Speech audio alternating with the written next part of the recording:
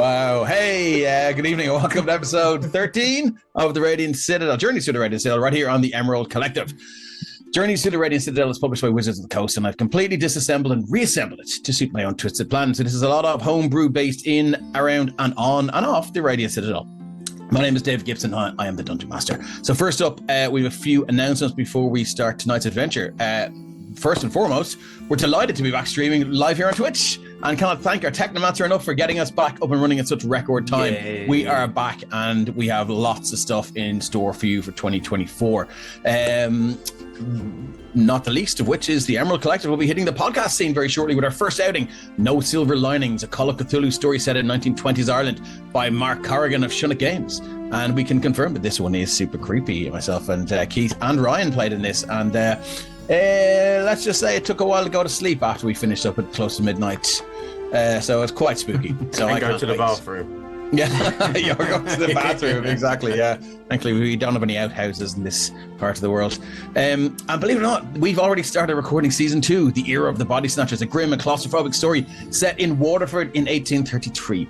And after that, we'll be releasing a long-form Dungeons & Dragons 5e podcast, not too long, created and run by myself, called The Stardust Twilight. I suppose I'm not qualified to say that anything will be short, given my one-shots. We'll also be starting our very own Patreon in early this year, which will feature contributions from our talented DMs, writers, and artists, and we'll be offering monthly drops of curious creations and other TTRPG related delights. So stay tuned to our social media accounts to find out more about that closer to the time. Now, I think we'll take a look at the next 7 days here in the Emerald Collective. So tomorrow, join us tomorrow for part 13, Ryan, is that right? The Consequential Quintrivium. After the party had a run-in with a travelling carnival, they are left bruised, beaten, and wondering who the hell has been tracking them, and how do they know so much? Needless to say, the first thing they need to do is to get to Buttercup's face out of the mud, and then work out what their next move is. So looking forward to that. That's tomorrow night. No stream this Sunday, but we will be back to Sunless Citadel with GM Stephen the following Sunday. Now, big news. On Tuesday, January 30th at 7 p.m. GMT, the Emerald Collective will be delving again into the grim and gritty Shadow Dark RPG system with Against the Crimson Queen, a brand new campaign from GM Ben. I believe, Kira, you're playing this one, are you? Yes, I am. I can't wait. Excellent. I can't wait to see that one. So yeah, the largely defenseless farming folk of the Grey Vale are under threat from the rogue hobgoblin warlord Thula Ironblood. She must drink a lot of Guinness. The Crimson Queen, as she is known by those on the wrong side of her steel, means to slaughter the Vale folk and claim their souls for her infernal patron. Who could hope to stand against the fearsome Crimson Queen and her band of bloodthirsty marauders? Well, Kira's the first one anyway, I think. And but whoever else they are, they would have to have a death wish, and I think they do. Heirs to the Hand returns next Thursday. With GM Craig. And the heirs have returned back to their home colony of Helm's Hand, only to find their city dealing with a pair of murders bearing the ritualistic signatures of the Order of the Purifying Flame. Has this nefarious draconic cult truly returned after 3 years of silence, or did they ever truly disappear in the first place? Find out with us on February the 1st for episode 11, Scales and Talons. Big thanks. So that's it, actually. That's our next 7 days, and they are jam-packed with TTRPG delights and a lot of murder. Big thanks, and of course, much love to our Technomancer Christian, who is Lord and Master of the Tech Dungeon, for keeping us on the air and looking sharp, and of course fireballing the trolls and goblins who sometimes find their way into... Well, I'm just looking at Twitch. Holy shit, we're on a hype train already. Thank you everyone for getting us there. Wow. An anonymous... Oh my god, look. An anonymous gifter is gifting 5 tier 1 subs to our community. Thank you so much to whoever you are. Wow. And I will explain. You guys can... you can give... What can we do? What do we give them now for subs? It's inspiration. So. Inspiration. That's the word I could not find because it had a cloak of visibility on it. So you can dish out 5 inspirations, I assume, to all of the players, and we'll give Phelan one, even if he's not here. Anyway, if you'd like to show your appreciation to the man behind the curtains of ones and zeros, you can scroll down from the page or to the page where you'll find the Tip the Technomancer button and drop him a few bob. I think you should, and I will do that as well tonight as well. Our appreciation also goes out to our wonderful Twitch mods, who are the fastest fingers in the West when the banhammer is required, so watch out. I'd like to thank, as always, Kate from It's a Map for creating some of the maps you'll see here on this stream. You can find her on Instagram, Twitter, and Facebook on @itsamap_IRE. Give her a follow, and if you're looking for battle maps, she's open for commissions for now. All of the music you hear is from Tabletop Audio. That's up in the jukebox from Roll20. And, of course, when he's not fighting the forces of evil with us, you'll find our very own Ryan over on twitch.tv /DRange Rhino for all kinds of mischief as he plays various games from first-person shooters to platformers. Everyone is welcome. And if you haven't already, please give this wonderful human a follow. And if you can afford it, a sub over on Twitch. And I do believe you're streaming Baldur's Gate 3 with some of the Emerald Collective community members, Ryan. Do you want to tell us a bit about how that's going? Yeah, so Liz, or as you would probably know as Zorpsar, and John Thembershowed Fancult. I can't believe I remembered that. Yeah. We're all doing a multiplayer playthrough. Right now, they're just murdering everyone, and I'm just having to go along with it. So yeah, just mopping it up. Kinda, yeah. It's getting interesting for sure. It's only been one session. Wow. Okay. And when is that? Mondays, is it? We do that on Mondays. Cool. Tuesdays, then I do art, and then Thursdays is usually random gaming. Sweet. Okay. Cool. So do check that out. Finally, you can influence the game directly from chat, which is what I was fumbling over there when we were getting our hype train. You can, if you ever wanted to help out a player by offering them a healing or giving them or the DM the benefit of a one-use boon spell or bless spell, well, now you can do exactly that. Scroll down and check out the about page for all the details, and please remember to state in chat we would like to receive your boon lest it go ungranted. Now, with that out of the way, let's meet all of our heroes. First up, we'll start with Ryan, seeing as you just spoke to us. Hi guys, I'm Ryan, aka Deranged Rhino, as you'll know by now. That's Bodhi, right on cue. Good old Bodhi. He's what a timing. He's amazing, isn't he? Immaculate. I know, right? This evening I am playing Phoenix Valley. He is a wandering Fey wizard of my own creation for the subclass. Dave let me create my own one. So yeah, he's got a few tricks up his sleeve and maybe a few badges. Few badgers. Okay, excellent. Let's go with Tom next. I'm Tom. I will be repping game on most socials, and for this one, I am playing the role of Torvig. Torvig is Minotaur, black skin with carrying very rustic-looking clothes. Definitely some sort of Fey traveler in this parts, and got himself into a very unusual circumstance right at this moment. Indeed. Okay, thanks for that, Tom. Craig, you're up next. Hey everyone, I'm Craig. Tonight I will be playing Andira Ulthana, a Shadar Kai Hexblade Warlock and devotee of the Raven Queen, who is well on her way to starting a holy war against all the undead on this island. Okay, thank you very much, and thank you very much for our pals from Roll for Impact who've joined in. So great to see you guys here, and you're all very welcome. Great to see you here. That was great. Kira, tell us a little bit about yourself. Hi guys, I'm Kira. I play Hethar. She is an Aluskan human fighter. She is not so much with the words, but of the taking of heads.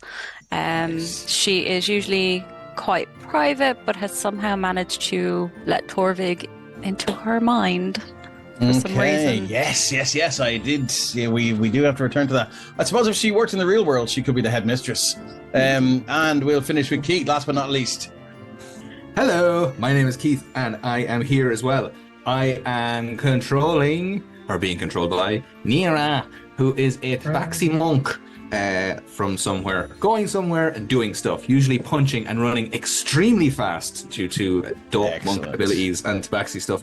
I am also, this evening, I think, taking the reins for Paddy's character, who can't be here, who is Phelim, a halfling fighter, and that is the extent of my knowledge about Phelim because I haven't seen the character sheet. I've just given you access. I'm sorry, Paddy. I'm doing my level best. We'll do it. We'll do it together. We'll keep them alive. Sure. Exactly. Exactly. It'll be grand. Okay, cool. Thanks for that. Let's do a quick recap and we'll get straight into it. So as you said, we've no Paddy tonight. He's failed a con save against the dreaded Lurgians, holed up at home, being weighted on hand and claw by a team of ranted kobolds who are force-feeding him turnip and dragon egg soup tonight. So get well soon, buddy. We'll see you soon. Now, let's go ahead and do a quick recap. Yes, for folks who haven't played as long as we have or even watched it. So having fled the world of Hethar in a strange hidden craft in a hidden cave in the mountains, an undead army hot on their heels, our heroes arrived in the Radiant Citadel in the deep ethereal, a refuge for the displaced and the lost.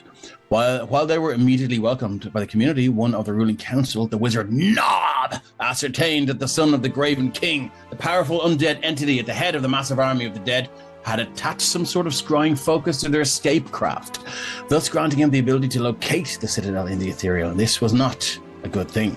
Agreeing to make the trip to the island of Garthas, back in the world of Hethar, the supposed birthplace of the son of the Graven King, the party have been tasked with retrieving any and all information relating to the source of his power and returned so the council can form a plan to defend the Citadel.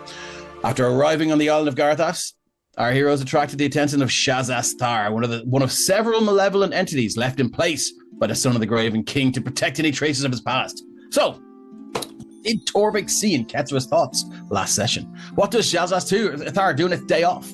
And what kind of TripAdvisor review will the gang leave when they finally escape the undead infested island of Garthas? 5 stars. Only one way to find out. Let's play some D&D. Okay, I'm gonna move. Yay! There we go. We're back. Okay, I'm gonna move you over to back to the area where I do believe we had a little bit of a mind meld. And here we are. So, anyone who took some notes, I suppose Torvik can probably try and explain to the party what he saw, if you remember. Okay. Wow, straight into it. Yeah. And if you don't, I mean, I can scramble. There'll be one moment of just that whole kind of. I mean, the first time he's done this, there'll be just that moment of he'll just become standing there, fairly stock still, going, "Wait, what just happened? What the? Okay, that was." Let me give me a moment to collect my thoughts. I'm a little confused as to. I don't know what Kefra's looking like at the minute. I don't know how she's. She would be severely confused, but more on this kind of... How much did Kefra see of that? I would imagine that there's no hard and fast rule to this, but in my world, I would say that Kefra saw everything. She relived those memories that were very, very hazy at first. So to bring them out of her, to view them yourself, I would say that the subject is subjected to everything, that you would have seen everything. In that case, there's probably then that moment of we both look at each other going, "What the?" Yeah. Yeah, she's gonna hold on to her stuff for grounding to be like, "The hell just happened?" Yeah. like that real panic. It's like you able to capture like an essence of that being we just fought. We almost saw the memories of that creature and how it came to be. It was someone at some point. They were trying to track down information as we are, and they were caught, but rather than killed, they were overloaded. Is that how you'd say this? He looks towards Kefra to... Yeah, that would be the best way of describing.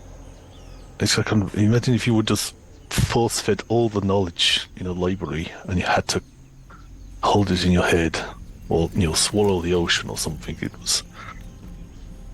Sounds pretty good to me. Considering what we just fought, I'm not entirely certain I'd agree with you on this.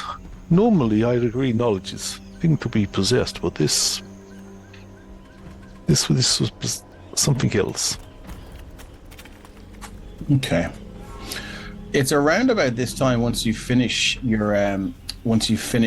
sort of attempting to describe what happened, you do feel the energy around you begin to crackle and crisp, and the air, this hot, humid air in the jungle begins to just become very, very, very cold. And again, you hear that raspy laugh. You ran into my little pet, I see. Oh, clever that you would choose to extract such knowledge from him. Be careful, though. You may learn too much as he did. You see now the aspect of Hethar there, sort of, there's a strong easterly breeze and you can feel your hair kind of like blowing from west to east, and you can see Tyrion's Shadowbane says Emperor Palpatine.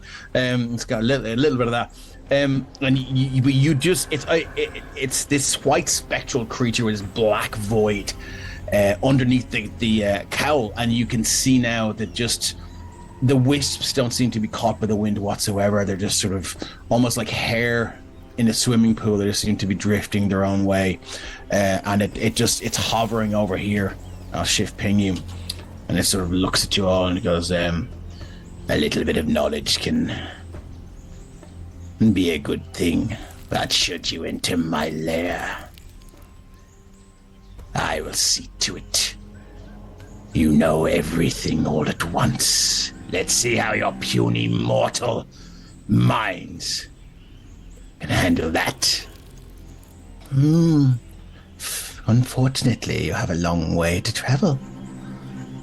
And I have many more minions between you and me. And he just kind of fades out into nothing. Anyone like Isn't weird? Does he sound a little bit more concerned, angry? Sounds like a coward. Sounds like he's threatened. Sounds desperate, for sure. Sounds like I'm Anyone wants to roll an insight check on that? I mean, I would give you an insight check at disadvantage if you want to see if your ballsy statements have any merit or worth. I'll take that disadvantage, sure. Yeah. 13. Insight, was it? Insight at disadvantage, yeah. It's not really it's a nat 1. He's shitting his ethereal cax. Insight. Ooh, we got pluses on this. Look at this. It's an 8. Wow. No, I don't have the plus. That's just an 8. Okay. No worries. So is that everyone? I do believe the highest end was a 13 from our resident wizard. Hard to tell with a 13, but the confidence might seem to be a little sort of less kind of brimming over the top of the cup, as it were. But I mean, maybe that's just you guys at the buzz of this battle that you've won. Maybe you're slightly overconfident. It's hard to tell, but you would like to think that maybe you're getting a little bit closer than he or it expected you to.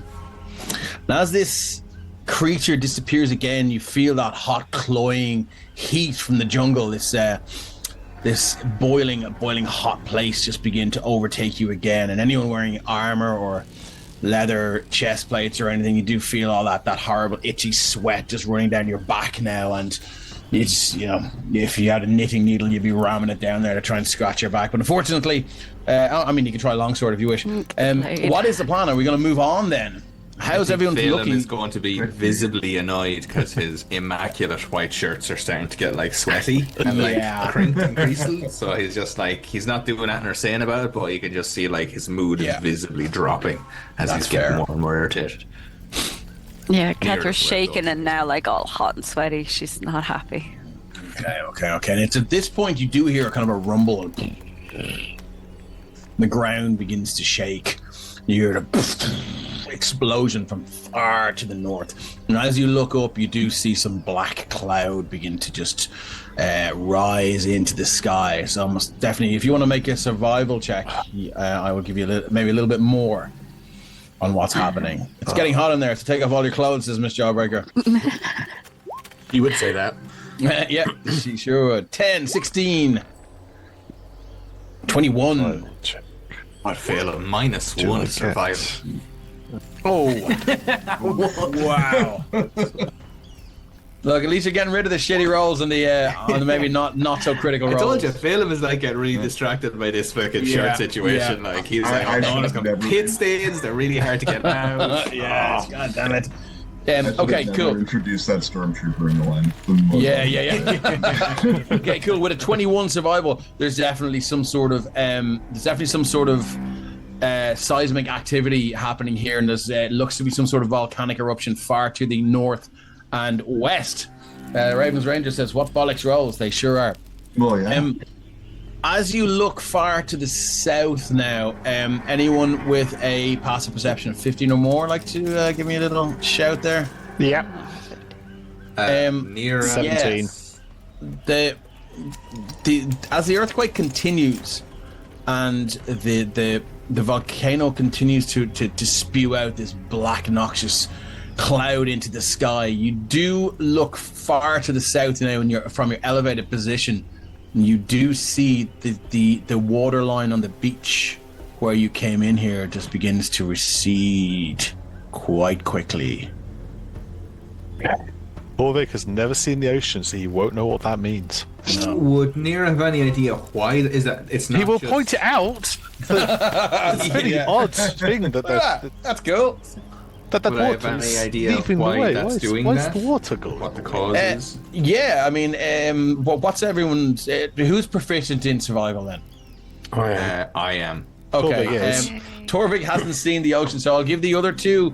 Arctic Trooper, you could be right here, buddy. And on an undead infested island, that's basically a zombie tsunami. So now, Nira, you would know that's probably indicates that there will be a large wave rushing in on this island. Now, you would imagine that you are far enough away. You have traveled several days, and you are nicely high, but this could spell disaster for that small encampment of survivors that you left. I think so we think that we're safe enough, but we roll a survival check to just see how safe you think you are.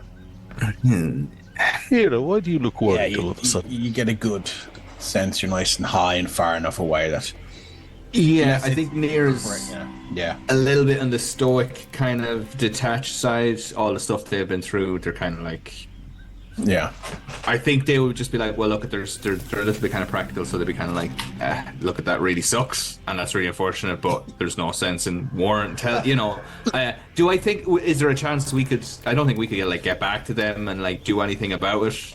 I think no, it would be a long, it would be several, probably days worth of travel now at this things. Sapphic typographic says this is fine, and Mark's narrator thinks we're not fine. Okay, cool. So Nira's keeping that information to themselves. They notice it and clock it as regards our own situation, and if they think with that survival check that it's something that we need to be ready for, Nira will be like, here, listen, that's on the way. But if it's just by the way, all those people we met are going to die, it's like, well, there's no point in upsetting everybody and that kind of thing. There's nothing we could do. Okay, so you're not going to tell them. Right. No. When you get back, you're just going to tell. They must have gone to the farm. It's fine. So, yeah. Okay. This jawbreaker and chat says, "Fuck them. You can't save them." And actually, no, those survival checks. She gets it.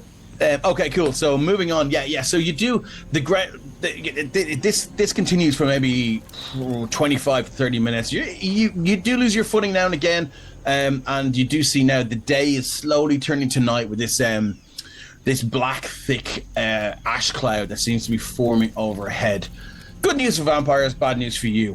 But if you want to continue, you certainly can. If you want to take a rest here, you certainly can as well. I do know some of you have taken some beatings, some more than others. But it is up to you as to whether we continue or whether we take a short rest. I think Nira and Phelim are all right. I suggest we push on a little bit further. But I think he can take it. And I think he's got a second wind. Yeah, he's got second wind, so no, Phelim's Torvik's saying to suggest that the group pushes on at least a couple more hours north, so we're not exactly where we just fought undead and old with white the sense emperor. of all unease that's going on. Yeah, okay. Covers less ground as possible.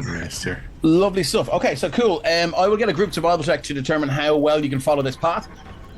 Going forward, and let's just see how long it takes you. I will remind the DM I always know which way north is. Okay, that's cool. It's cool. That's fine. Sometimes this path does kind of fade out, and you do find yourself pulling out your sword's end to chop through some brush and reblaze the trail, as it were. So, group survival, we've got 17, 18, 17. Look, that's enough. You guys, the journey forward is it's relatively straightforward. It is getting hotter and hotter now, and the humidity is getting worse as well, given that you do have now this thick black choking cloud above you, and it's not letting any kind of heat out. So if it was bad at first, it's worse now. And it is sort of raining just this almost black snow now, as just the heavy chunks of ash just begin to drift lazily down and land on your shoulders and your head. You do find yourself sort of coated with this stuff now. And it's it's a couple of hours before you begin to hear the sound of rushing river. And Dira, you, having flown high above this place and having battled the aspect of Shazastar, you would imagine that you are closing or moving closer to that large river. And I will move you back to the map of to the map of Garthas just to show you guys. Do you have tokens on here that you can see? Yeah, we can the long bridge across. Yeah. Yeah, you're roughly shift here. I'll shift ping here. You're heading for that there. It's been a hell of a journey, and coming from the south, wasn't it?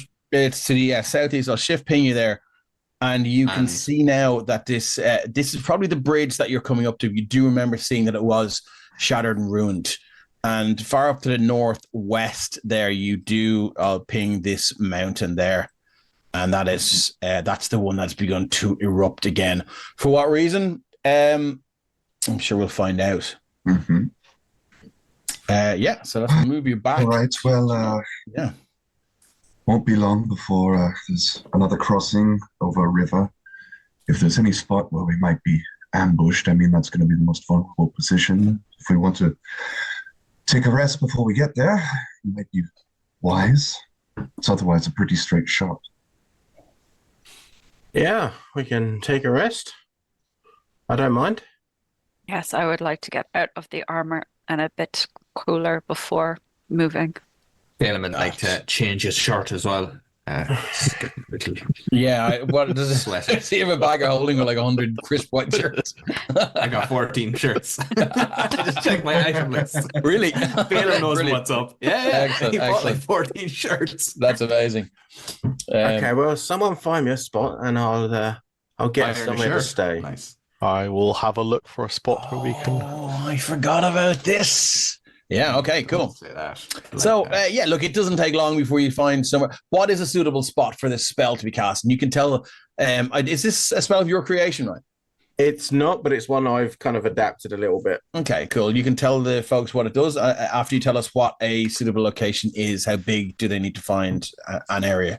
Okay, so the space itself that it needs is only... it tells me what the inside area is, but not the outside area. So I think it's a smaller area outside though. So we say like a 20 by 20 foot space that I would need. Unless I've got this wrong.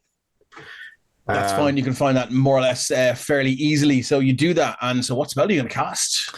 So Phoenix would kind of go get the ground ready and stuff and start doing these different markings and different rune scribes and stuff across the floor. And as he starts his ritual casting over 10 minutes, you start to see as brick by brick this tower starts getting built, and it goes up one floor, goes up what looks like could be a second floor, and completely seals in on itself.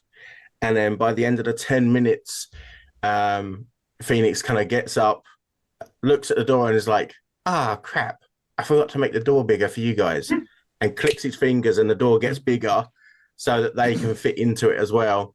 Love it. And then as he opens the door, they'll see a ground floor that consists of a dining space with tables, chairs, a magical fireplace.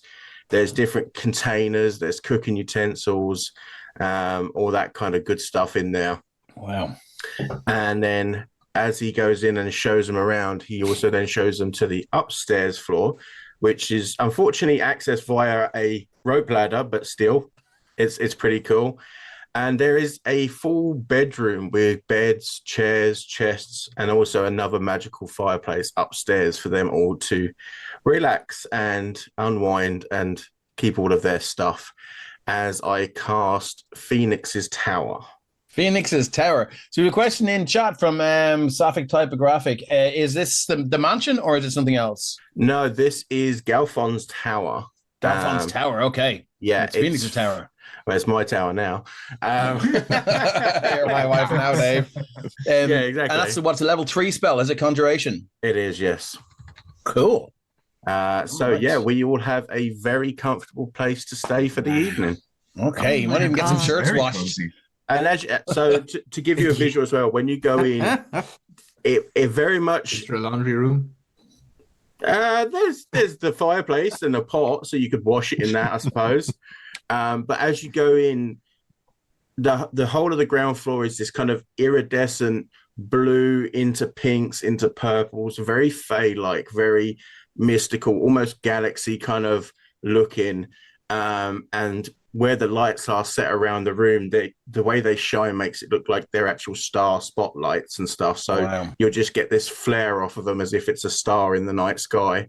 And then when you go up to the room above, it's actually the whole ceiling. And this is something Torvig actually might know, knowing that he has some Fey roots and stuff as well, is the complete constellation of the night sky, but as you see it from the Fey realm, not from this realm. So it's slightly different, almost inverted, and has this like really nice ambience to it. And all the beds are 4-poster beds. Of course, naturally. So somewhere to have a shower or have a bath? Again, there's a big pot and there's some water that you can heat up. I can only have certain things in there. So next time I could do toilets, wash tubs, that kind of stuff, but I can't do it all. Stuff. Okay, cool. Great to know. So is there anything you guys want to get up to or speak about over the course of your long rest? I think Phelim is going to quickly get into his shirt action and start like getting out his shirts and fixing them up and switching them on. Maybe if he can get like a bowl with like a cloth or such, just start wiping himself down and getting himself ready. Nira is just going to take a tour around, take a walk around and just be like, man, this is fucking cool. I've been to a lot of places, seen a lot of things, but this is fucking cool. Nice one, man. And he's just going to buzz around and just really thoroughly enjoy it. It's going down well in chat. Everyone loves your tower, dude. By the way, I got it wrong. It's not Galfon's tower, it's Gauda's tower. Okay, cool. But I'll put the link in there for the spell so people can have a look as well. Kate from It's a Map says, but no lose, cries in IBD. Okay, so do you guys want to discuss anything maybe about what happened, or you're happy that you've gone over that? Let me know if there's anything you want to do or get up to before we say you get your long rest. I think Phelim is going to ask the gang if anyone has any idea, like this wizard keeps turning up and kind of threatening us and sending guys after us, but anyone any idea why he's not attacking us himself? Like he keeps, do you think, I don't know anything about magic, you guys might know a bit about it. Is there some reason he can't? He's making a lot of threats, but surely if he's that powerful, he'll just come down and kick us around the place and send us off. Honestly, I think, I think he might be kind of like a dog on a leash. I don't think he's necessarily able to do these things that he's saying. I think he's all talk, is he? I wouldn't necessarily say he's all talk, but I definitely don't think. I wouldn't say he's all talk, but I think that I think fear is a powerful weapon of his. Yes. Right, yeah. Okay, well, I wonder, can we use that?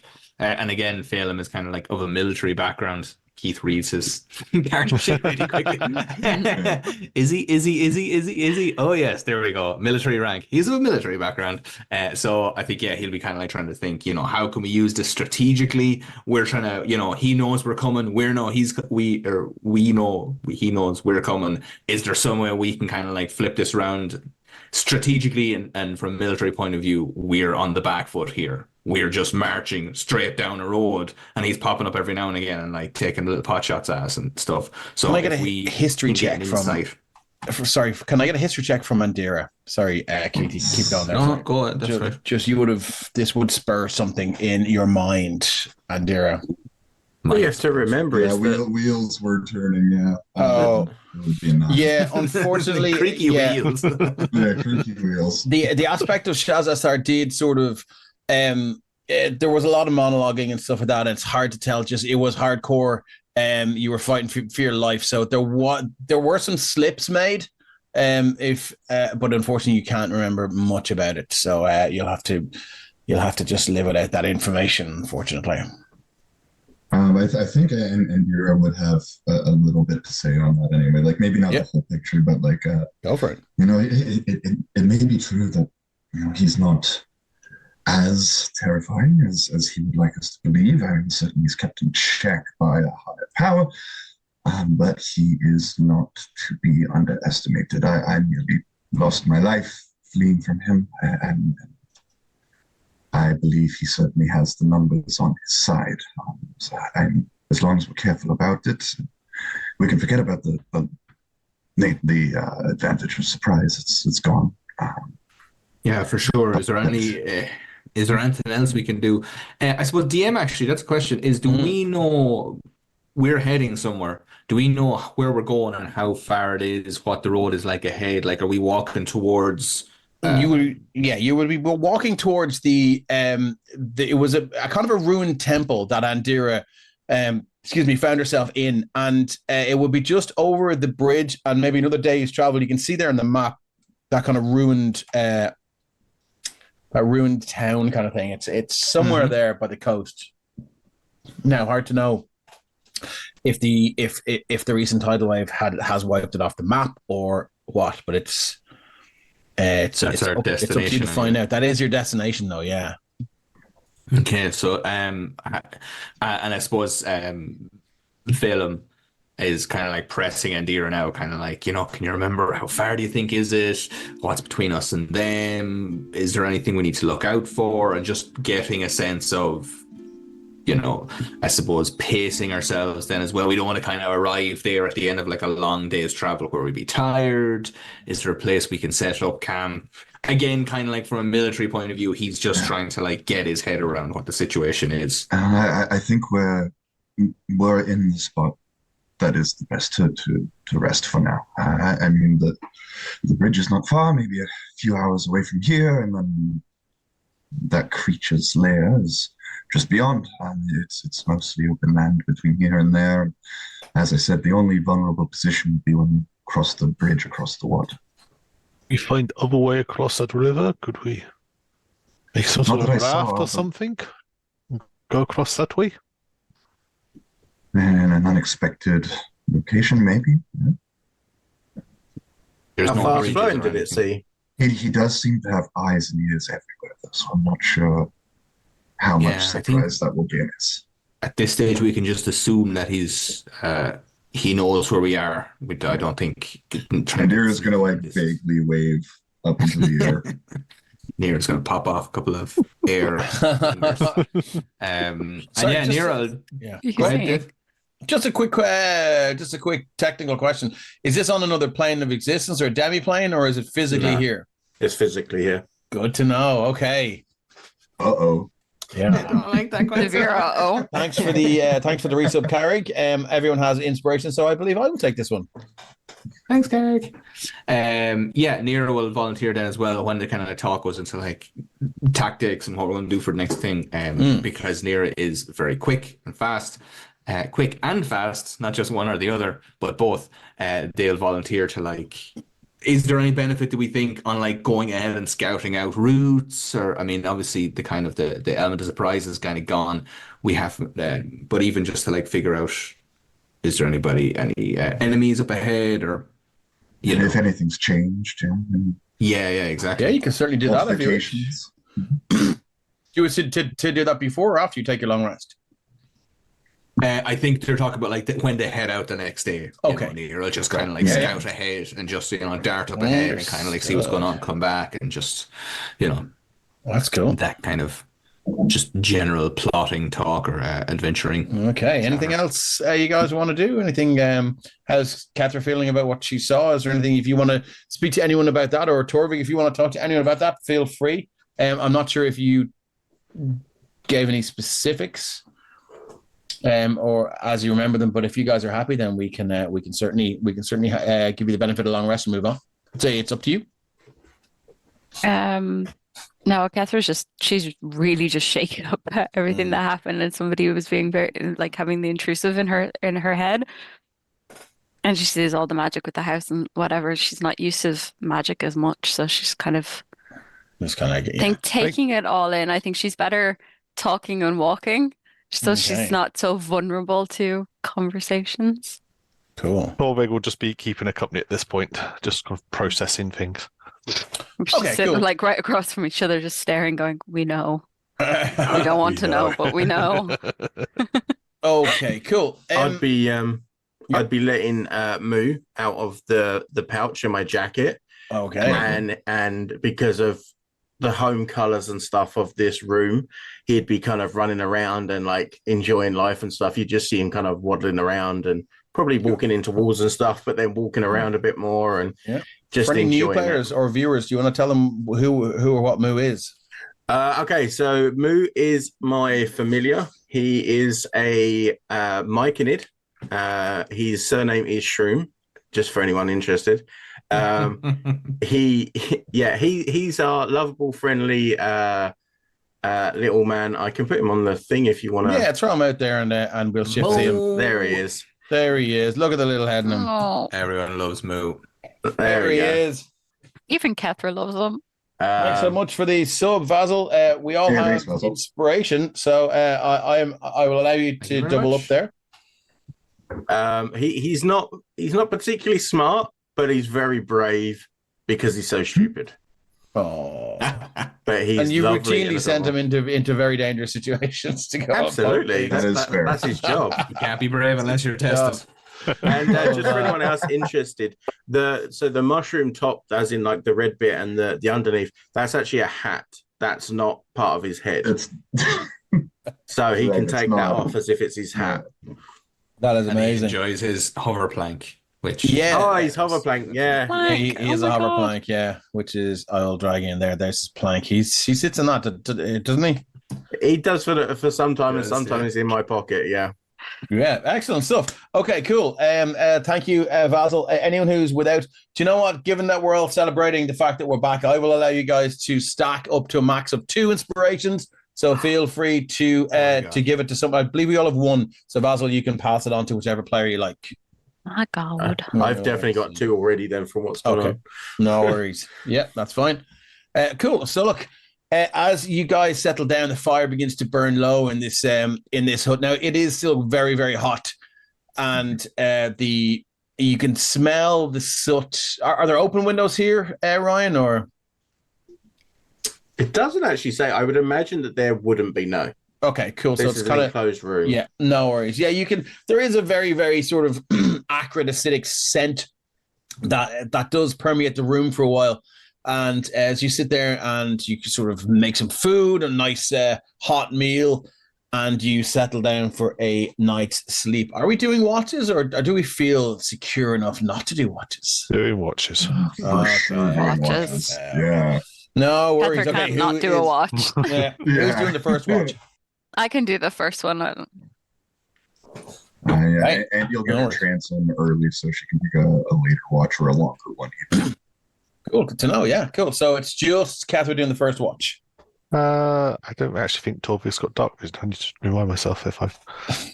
The place is lit up on the inside. It's not going to help us outside. That's the issue. yeah. No, she needs a torch then as well because she doesn't have.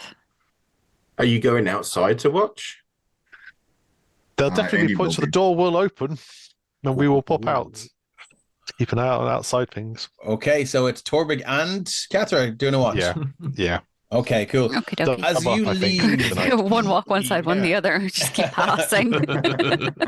Raven's Ranger 113 says, lick moo and take a trip and never leave the farm. Maybe that sounds like fun. Ooh. So, as you guys leave the relative safety of this arcane tower, you do you do notice now that it's gotten dark incredibly early because that ash cloud now seems to be over the entire island.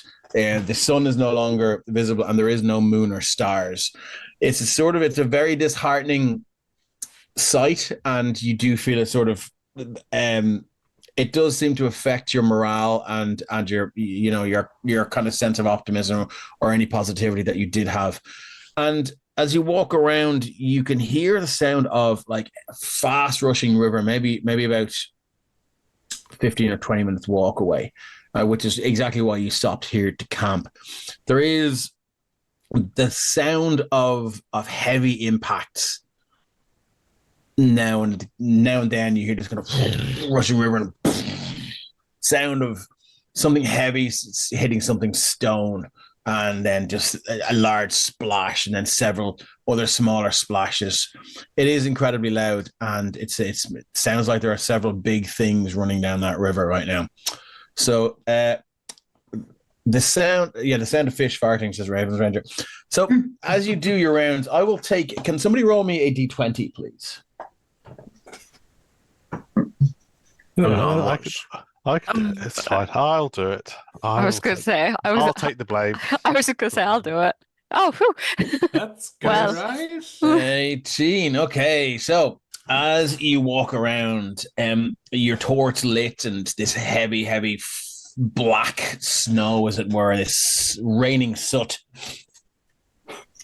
I'm going to cover my snout at this point. And have it. Yeah, it is. It's uncomfortable. It's not difficult to breathe, but the odd time you do inhale a big, heavy floof of black soot.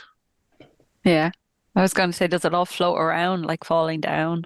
It kind of does. It's just it's like kind of some of it stays suspended in the air, and the rest of it but it does eventually hit the ground, and you do find yourself walking through this kind of heavy thick layer of soot now.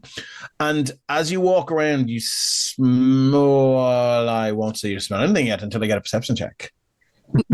Giving away information for nothing. I was going to say, at least we could see if there's any footprints coming towards the little tower. You could, yeah, recent ones anyway. A perception check of 25.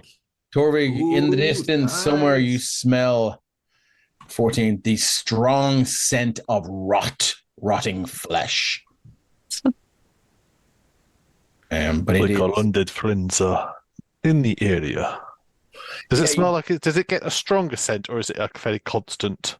It sort of comes with the breeze now and then as this heavy soot begins to hit your face.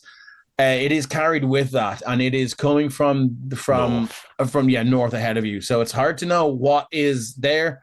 You don't. There's something ahead waiting for us. Okay. Maybe that. Yeah, I think it's a safe bet to assume that there could be something down there. Do you think it knows we're here? I think it knows we're on our way. I imagine the confrontation with that memory ghost earlier has probably gone through the ranks, and they know we'll have to go to the bridge one way or another. We're definitely being watched. Do you think we're safe, though, where we are? Do you think everybody would be safe? On this island? No. No. But I think that's probably as safe as we can manage. It's better than I expected. I'd probably be huddled under a cliff face with the anti-necromantic things on, but this is better than that, at least. The cloud. Ugh. Yeah. It's not going to be good if that stays on any longer. Should we find out what's up there or leave it be? Will it come for us? How sneaky you feeling? It's very warm. I'm very tired. I'm probably a bit clunky. I'm very tempted to go have a look, but I think it might be safer to stay around the tower tonight and have everyone ready to go in as a group tomorrow. Just should something go wrong. You're 25 minutes away. What could go wrong? Would you like the whole list or just some of them? Yeah. Torvik's tempted, but no, he's thinking no, it's better to stay as the group with us. Okay. After, yep. Yeah, I was just going to say the same. It's like if they're kind of staying away for the moment, I think Hethar would want everybody to get rested. Okay. For the next one rather than be 25 minutes away, because she can scream, but I don't think she can scream that loud. Indeed. For help. Okay. Way to find out. And Garthas, no one can hear you scream. Yes. So after that, the information you've gathered, nothing really Nothing jumps out of the soot-covered jungle undergrowth to viciously savage you. So you do feel safe enough that your watch has ended, and you can go back to the safety of the tower, the relative safety of the tower, and wake up the next poor unfortunate. So how long would we been out there? 2-3 hours? It depends on how long you want to sort of walk patrol and how long you want to stay awake in the tower and do watch from the tower as well. It's up to yourself. But I think it's like, what are you doing? 3 watches of 3 hours each? Is that it? Or something along those lines. Something like that. Yeah. So about maybe 2 hours walking around and an hour sitting down by the door, poking the head out now and then, and so on and so forth. So whoever you would like to wake up next is there is the hot smell of unwashed bodies and feet. Balaam's feet are quite the odor is quite let's distinctive. wake up Phelim. He can do the next shift. Yeah, So, fair. yeah. He caused that smell. Yeah. So the 2 guys, Nira and Phelim, can do the next shift. Okay. So So moving on, I will get another D20 from you want me to roll for Phelim just for the purpose of this, just so you're not Seeing as you have it there, go on. double teaming yourself. Perception. We're rolling 1 each, is it? No, it's just 1d20. Sorry, I may have misspoke. Just to see if anything happens on your watch. All right, am I rolling this now? You roll this one. I rolled the last one. All right. I'm not being accountable for too many. Yeah. 12. Okay, yeah. So you guys do your patrol. Yeah. You do your patrol and you wander around and you sort of scout the area. You do after a while, once it's pointed out to you by Torvig and Hethar, you find that you can also faintly detect that scent of rotting flesh and whatever else. He didn't spend a lot of time brushing the shoulders down and trying to keep that. Is there windows in the tower? Did we? Sorry, Ryan says no. 0 windows. I think Nira actually might. I have to go back and check this character sheet. It's been so long. I think Nira's got some climbing stuff, doesn't he? Nira has a climb speed, I do believe. I think he has a climbing speed, if I'm not mistaken. Are you a tabaxi? Yep. He is a tabaxi, yes. Yeah. So Nira's just going to go outside and climb up onto the roof of the tower and sit there for a few hours. Yeah. But also kind of like, I don't know. No, he's not going to start shouting. Having a shouting conversation with Phelim. Phelim will happily sit inside, just inside the door, looking out. Yeah, he's a bit devil may care, but he's not going to like actually shout from the top of the tower down to the bottom just for the sake of having a conversation. But Nero will go up on the top and he'll sit and kind of like curl up a little cat way and like look out. And I think Phelim will kind of like, maybe take a stroll outside and take a wander around. I think Phelim will kind of like go into, now that he knows Nero's sitting on the roof, he'll go into cruise control and kind of like, he'd be awake, but he's not going to just falling into the old military routines and yes, actually that's a good point. Yes, with his military history, I think he would very much have like a marching thing, and he'll have his little route, and he'll take his route around what he feels is like close enough distance that if anything happens, he can alert Nira. Yeah, we can do that. Far enough away that he could do like a perimeter walk, and he just probably do that for a few hours. And that'd be his routine that helps him settle down. So I think he probably wouldn't have been able to sleep or wouldn't have felt comfortable up until it was his watch, and then he'd like that'd be his routine to kind of settle into the evening. Coolaboola, you do the rounds, and you, like I say, you do get that scent of rotting flesh and so on and so forth. There's no appearance from the aspect of Shazaz there, and your watch, as far as your upcoming perception check, which I'd like you to roll now, 2 perception checks, and your watch may pass without incident. Here we go. Nearest first. He's got a good perception. Well, that's a 10. No, he doesn't. He rolled a 4, so that was better. And Philip has a terrible perception. Oh, wow. Okay. Sorry. Why's Torvig rolling? Sorry, I thought I was rolling for Phelim. No problem. So you have a 14. We'll take the 14. That's cool, 0. Yeah. With a 14, you do hear some snapping of branches and the heavy, loud crack of trees breaking and snapping. A good way in the distance now, but it is incredibly loud. If you've ever heard a tree being broken in half by some machinery, you would know that sound, it carries far and wide. Does it sound, would you have any idea what is causing it? Is there a lot of wind, or is there like a lot of nature sounds kind of going, oh, those are just some trees been blown over? Or is it like that's something huge coming towards us? You would cast your mind back to mention of a very, very large undead T-Rex that seems to be roaming the area. Right. Doesn't seem to be coming your way just yet, but it is in the area. Right. Phelim's loop will get slightly smaller as he kind of like keep closer to the tower when he cops that. Nira might have fallen asleep at this stage. I lost my headphones, but I have a visitor here, so let her say hello to everyone. Yeah. Here you go. You can say hello. Look. You're on the internet, Fizzgig. Look, you're on the internet. There you go. Hey, puppy. Oh. Good girl. There we go. That was a side eye. Yeah, it sure was. Yeah. Okay, cool. So yeah, there is something sort of ranging around this area. You did see it before from very far away. It does sound like it's quite far away, maybe up to the northwest there, somewhere past those trees and those ruins there. So it's up to you if you want to go and make some noise and attract its attention, or just maybe quietly finish your watch and go back to bed. Quietly finish the watch and go back to bed, I think is the option. Yeah, no worries. Definitely keep an eye out. I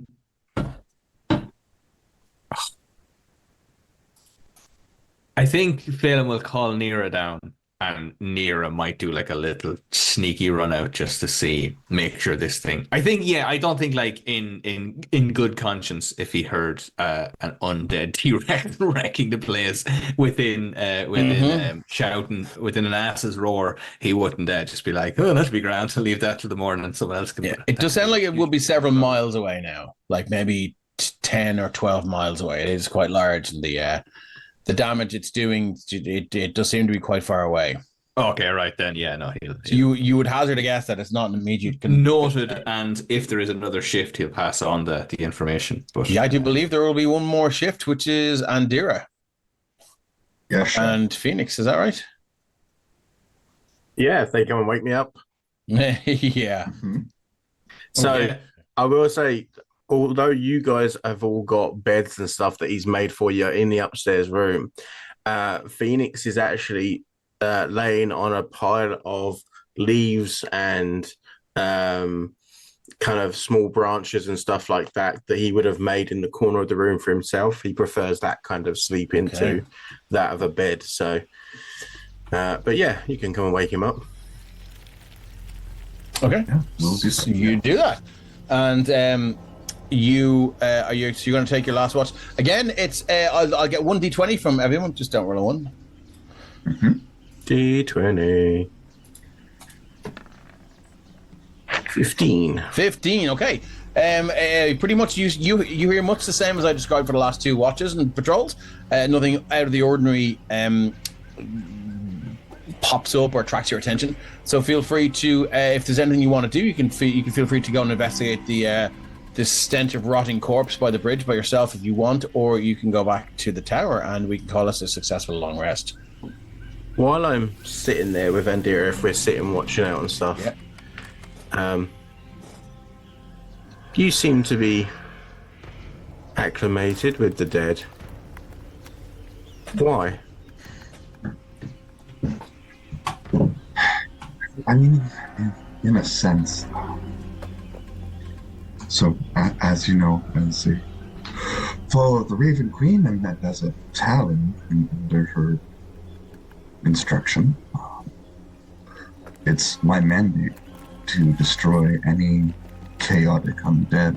People sometimes misinterpret the Raven Queen as having a problem with undeath, but really it's undead that don't serve her. Undead that are out of line, that are poisonous, like the ones here. Well, she's pretty fired up about this one. So as a servant of hers, are you undead? No, I'm very much alive. A few hundred years old at this point. But as Shadar Kai, when I die, my soul returns to the Shadowfell and to her, pending any sort of nasty magic. And I will have a second chance to serve again. Is your life only about servitude? It's a big part of it. See, the way I see things, and as he's talking to you, he's kind of like just waving his fingers a little bit, kind of just like, you know, like he's playing piano almost, like just tinkling his fingers. And through the ash and stuff around us, the plants start to spring up through, and it starts to look a bit more greener, even with the ash trying to fight against it. I see it that life is the better part of everything. But yes, death needs to be a part of that too. But in order to make your death relevant, you have to have a life. And being a slave doesn't really seem like a life to me. I get how you might see it that way. I mean, I don't see it as servitude. I don't begrudge my queen. I don't wish for a life other than what I've had. I'm fulfilled and I'm proud to be among her talents. And my entire people are quite a great debt, and I am more than happy to spend my life in service.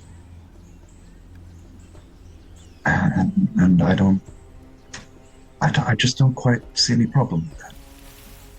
Oh, don't get me wrong. Each to their own. I'm happy for you to follow whichever path you choose. I just anything organized like that just seems, by any other word, a cult. I don't know. I guess it's just because I don't have to answer to anyone. It just feels strange that you would have to. I mean, I suppose, had I been brought up a different way, a different place, I might feel different, but we might just have to agree to disagree on that one. Oh, again, I accept, and I'm happy for you to follow your path. I don't disagree with what you're doing, I just question it because it's not natural to me. Do you actually ever do anything just for yourself? I think there is like a pause. She kind of takes a breath in, starts to say something but doesn't, and just kind of. I think she's just silent for a moment after that. Interesting. And then, after a few kind of minutes of silence and stuff, Phoenix kind of puts his hand up to his head, and he just starts doing this winding that they've seen before, as Andira will see this kind of white, glittery, like, tendril come out from Phoenix's head, and then he'll swirl it until it's kind of just sitting in the air in front of him, and he just kind of looks at it and smiles. I guess you'd see he would smile when he's looking at this. Okay.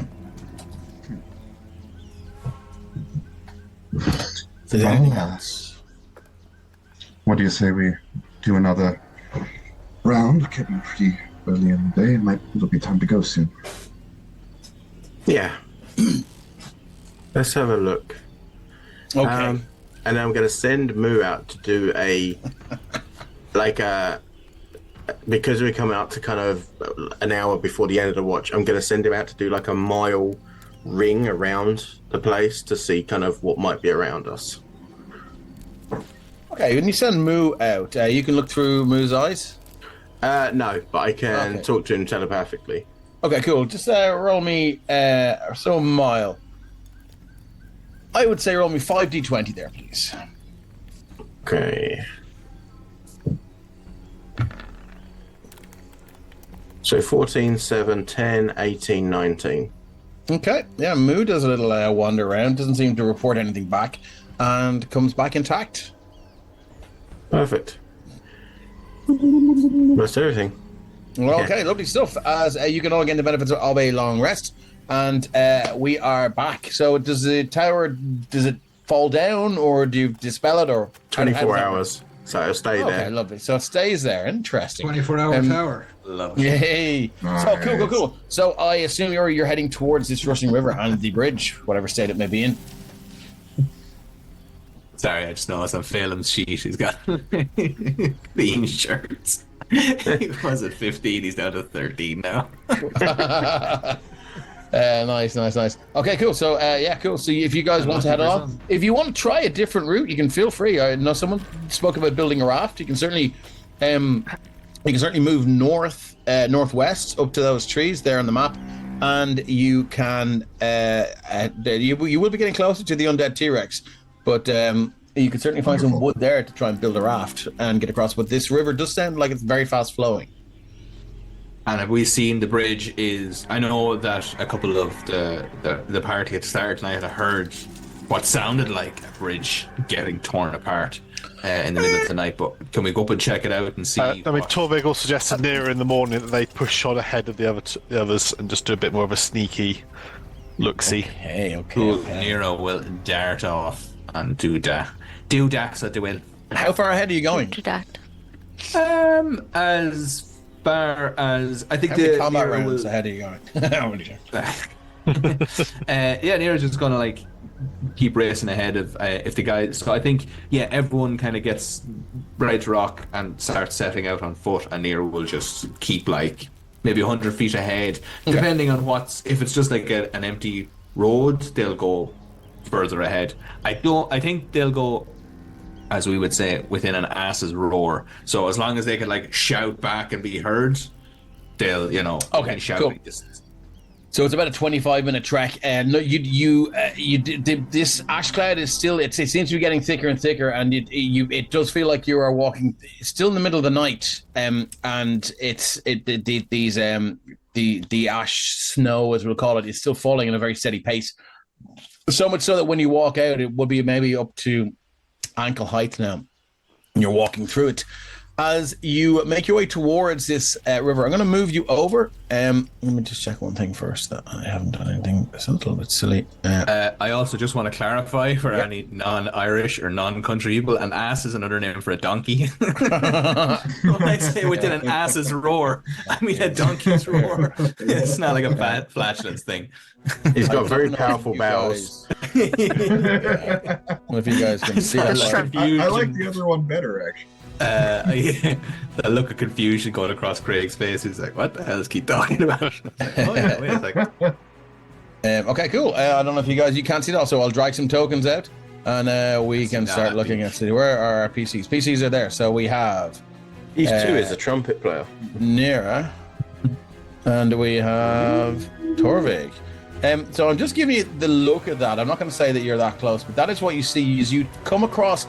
As you sort of come out of the brush, you can see now that there is a large bridge there that has been recently, well, not so recently destroyed. There is some sort of growth of moss and lichen and some stuff there. You can see maybe it was destroyed before you heard that large sound from the... before you heard those large impact sounds last night. Now, you see this river is rushing so fast. You do feel if you try and swim this, it's going to be incredibly difficult. Not impossible, but incredibly difficult to make it across in the water. As you get closer, the smell of decay and rot, it does linger, and it is slightly stronger. But you do see further on as you look across that bridge, it does extend for quite a length. You do see some heavy rocks. Large boulders are just rushing down this river at an incredibly fast pace. Some of them still on fire. Obviously, some sort of debris that has been thrown from the volcano, and it's been thrown down the river now with its rushing current. So if you guys want to make me a stealth check, I will take it. While we're doing that, the boulders that are coming down the river, are they like up to what would be the walk height, or are they low? Are they small? How big are they? They would be probably twice your size. Actually, probably the size of Torvig, and maybe a little bit bigger. They're rushing down, and they're coming between these two. Do you know what? I'll drag the rest of you out, and you can just see what this looks like. I'm not sure if you can probably see it on the. Were we traveling as a group? I thought it was just us and. No, I'm just dragging the other characters out so they can see the map. So it's just Torvig and Nira for the minute. Okay. Yes, exactly. Okay, yeah. right. Sorry, I misunderstood. I was gonna say, I would have done a pass without a trace as we approached the bridge if it was the group, but if it was just the two of us, it was. No problem at all. Yeah, so I'm getting stealth checks from the two of you. What a waste of that 20. Oh, sorry. Torvig is 23 plus 3 is 26, and Nira is 11. Okay, good to know. Let me just check one thing there. Then. Do I have some monk shit that lets me do really stealthy? Come on, monks. No. No, you have to go slow to go stealth. Oh, there is. See, Tabaxi should have like a soft paw option. Yeah, there you go. They should. Just flurry of blows. That's probably not good. Yeah. Okay. So as you arrive here, you can the roar of this river. You almost have to shout to be heard over it, as these boulders are just there's one every 5 to 6 seconds. It just comes flying down. Sometimes it impacts off the bridge with a deafening crack, and you can see masonry and stone and mortar just flying from left to right as it hits the remains of this bridge. You don't seem to have attracted the attention of anything, so it's up to you guys what you would like to do. If you'd like to head back. Well, I know Nira would definitely want to like jump from section to section. Okay. And we'll be getting quite excited about, but it's not going to start doing it yet. So that's the hand from Torvig lands on their shoulder. And notice Torvig crunching behind put them. the foot, they're like heavy meaty paw from Torvig. Yeah. I think It's a lot of movement going on here. I love it. I'll stall the ball for now, but do you think can we get the guys across, or do we have to? Is this? As a judge, I reckon we could get you or Phoenix to fly across the rope. We'll do some of the crenulations, which are probably a little more sturdy. That's what I was thinking. Yeah, I've got some. It's not going to be great, and if any of these go while we're out there, we are somewhat screwed. Yeah. What can I do? A look up and or down the river, DM. Yeah, you sure can. Yeah, you've mentioned that there's kind of like there's chunks of like stone and stuff coming from the volcano. Yeah, that's actively like so the river is flowing pretty heavily. Yeah, away out towards the sea. Out towards the sea. Yeah. And the same direction is there's boulders and there's boulders coming from the north from that volcano that's erupted, and they are like you can see steam rising from this river as well. It does seem that whatever volcanic and seismic activity is happening up the northwest, it does seem to have not superheated the river, but definitely heated up to a very very hot state. And do I get a sense that? Yeah. Sorry.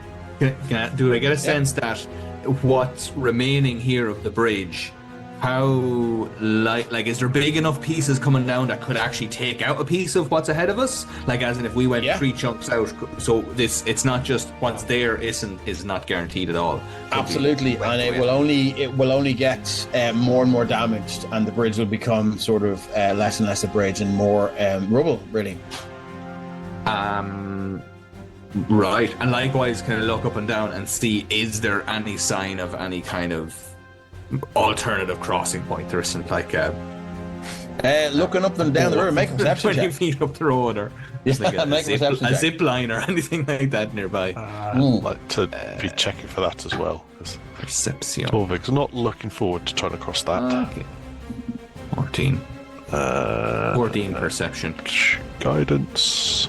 Nira is, like, as I say, a little bit devil may care, so will happily kind of go out to the edge or as close to the edge as they need to. Torvig is cool. not, but Okay, so move your token to where you think you would be happy for it to go near, just to make this perception check. Torvig has got a 19, and you have a 14. Okay, cool. Maybe- So it's maybe here. okay, maybe there. I'm So presuming that the water's coming, if we're on the south bank, the water's coming from the left, which would be the north or the up of yes, the map. you would be correct.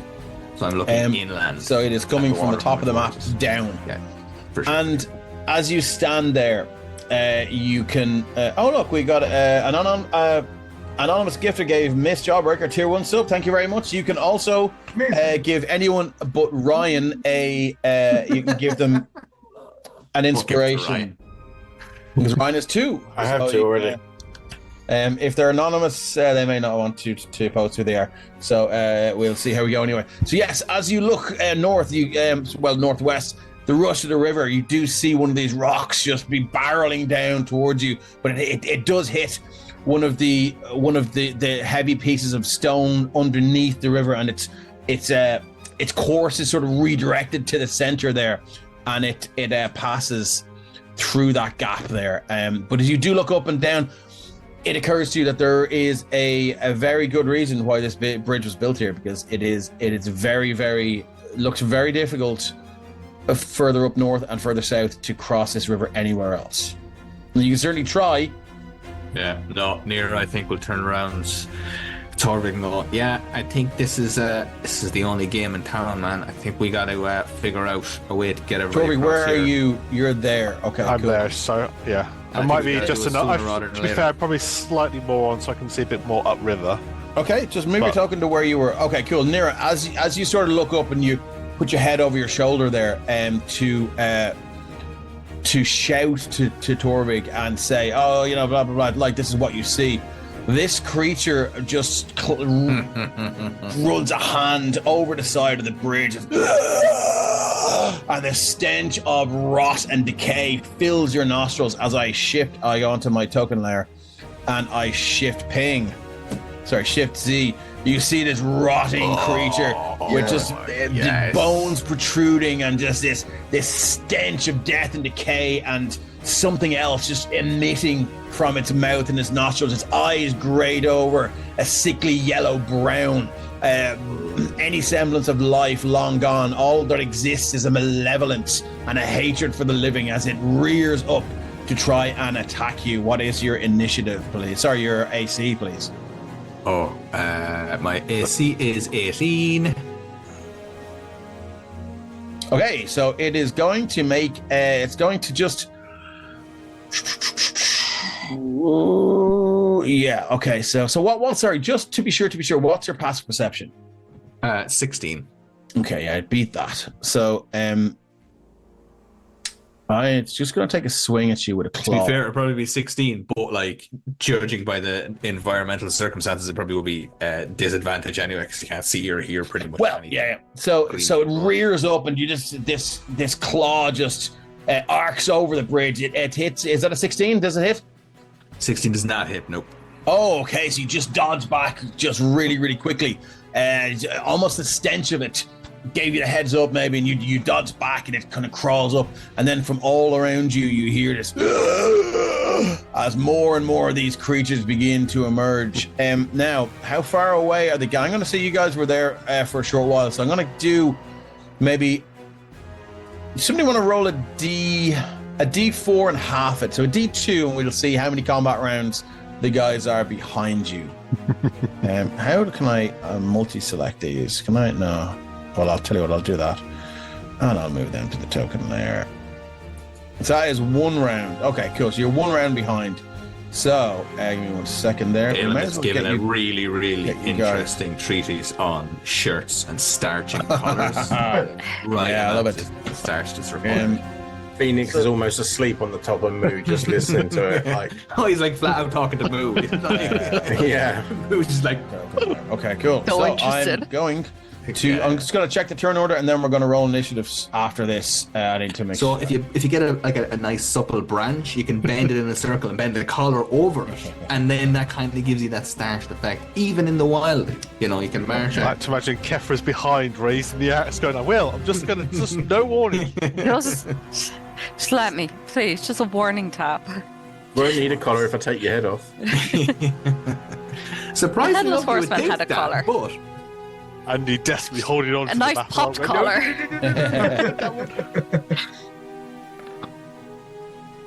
you were rolling in chat there, Dave. I don't know if that's intentional. Yeah, it should be popping up as well. That's fine. I've no problem with you guys seeing what I'm rolling Oh, for. sweet for initiative. Jesus. But I don't want you to do it.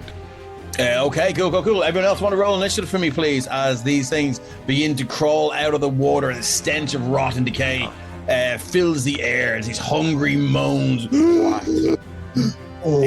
emerge from their mouths as they just begin to sense and smell the scent of fresh meat. So is everybody in? Hethar with a fucking 25 again. Everyone happy they've rolled their initiative? Get me Yes, away it from looks like feeding. She's going, anything. There must be something else I can. Sword descending, and we are up Give me with the Hethar. undead. Sorry, you're not here, so we're going to skip you onto this ghoul here. As this, so let's just whack open this. Speed 40 feet. I have a climb speed. Yeah, you can see that this one just drops off the side here. And emerges 5, 10, 15, 20, 25, 30. The flow of the river does aid its southward journey, and it does pop up, so it climbs up to here. And it's going to dash then. Okay, hold on a second. I would have gone 40 feet. No, it's going to use its action to dash, and it will get to the How top there. high is this bridge over the It's river? about 40 feet. No, it's about 20 feet up. Right, okay. So I'll use action to dash. It probably could get a bit closer, but I'll just say it's there. Moving on, Phelim is not here. This ghoul here is going to do this. It's going to go 5, 10, 15, 20. It's going to drop in here. 5, 10, 15, 20. So it does another. It's got 40. So it's going to go 5, 10. 15, and if anyone does end up in the river, if you need to move left or right, you're going to have to do so in a downward diagonal motion because of the flow of this river. Moving on, that's all it can do. Nira, what have you got? Nira will turn around really slowly and look at this thing, and then just like pam, pam, pam, pam, pam, start like boxing this thing right in the face. Just like the cat. Repeatedly. Yes. Okay, cool. Absolutely. He might do that cat thing where it's like two hands. Like start bashing it around the head. Yeah, cool. Okay, so cool. Definitely. You can roll to hit. And dun. So that is the cat's claws, which is an 18 to hit. 18 is a hit on this thing. Their AC is 13, so these guys should be more than enough to deal with. So that is 9 slashing damage. More than easy to deal with. 9 slashing damage. Your claws rake through this thing's face. You pull away chunks of flesh. It almost slops off the face. And the claws scrape against bone beneath. And you can feel now, if you've ever run your fingernails through dirt, there's like caked on like yellow and grey flesh underneath. And for a creature that is so gifted with their scent and their ability to smell things, this is pungent. You find yourself almost like you're coughing up a fur ball, but you feel your breakfast begin to move in your stomach, and this Not thing my is glitter claws. yeah, this thing is it's missing half a face now and looks at you. Is it still there? Oh, it's still going, my man.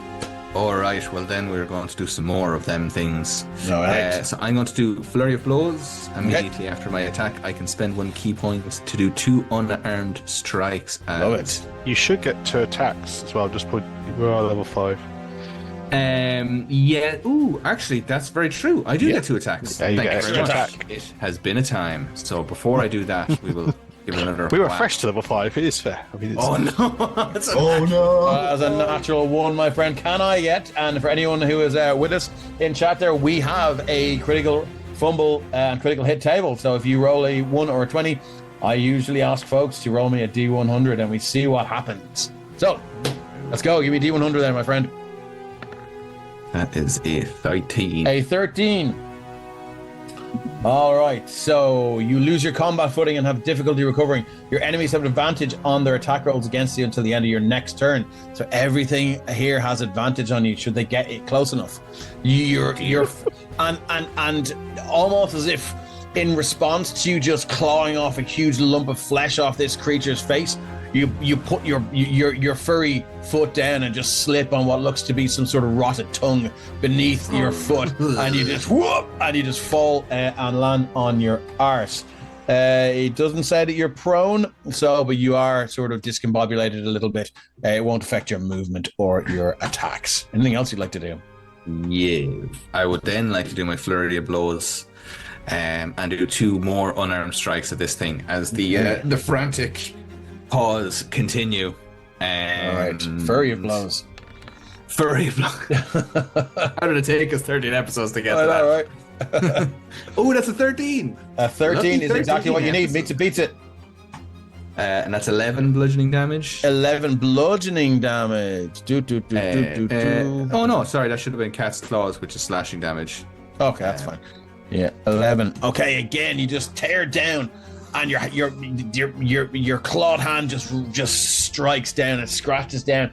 It gets caught in one of these exposed eye sockets, and whatever was in there, you kind of regretfully fish hook it out. It lands again on the ground. Now there seems to be more filth and biological waste and bits of this thing in the ground before you. It doesn't seem to react with pain. It's more so it just screeches in anger. I would also like it to make a strength saving throw, courtesy of my open-handed technique. Which means that whenever I hit a creature with my attacks granted by my Flurry of Blows, I can do one of 3 things, and I am choosing to push it 15 feet away from me if it fails its It's a 3. Yeah. Do you know what? I'm going to use my inspiration, and I will roll that. Do you know what? I won't. I will keep that inspiration for the largest creature.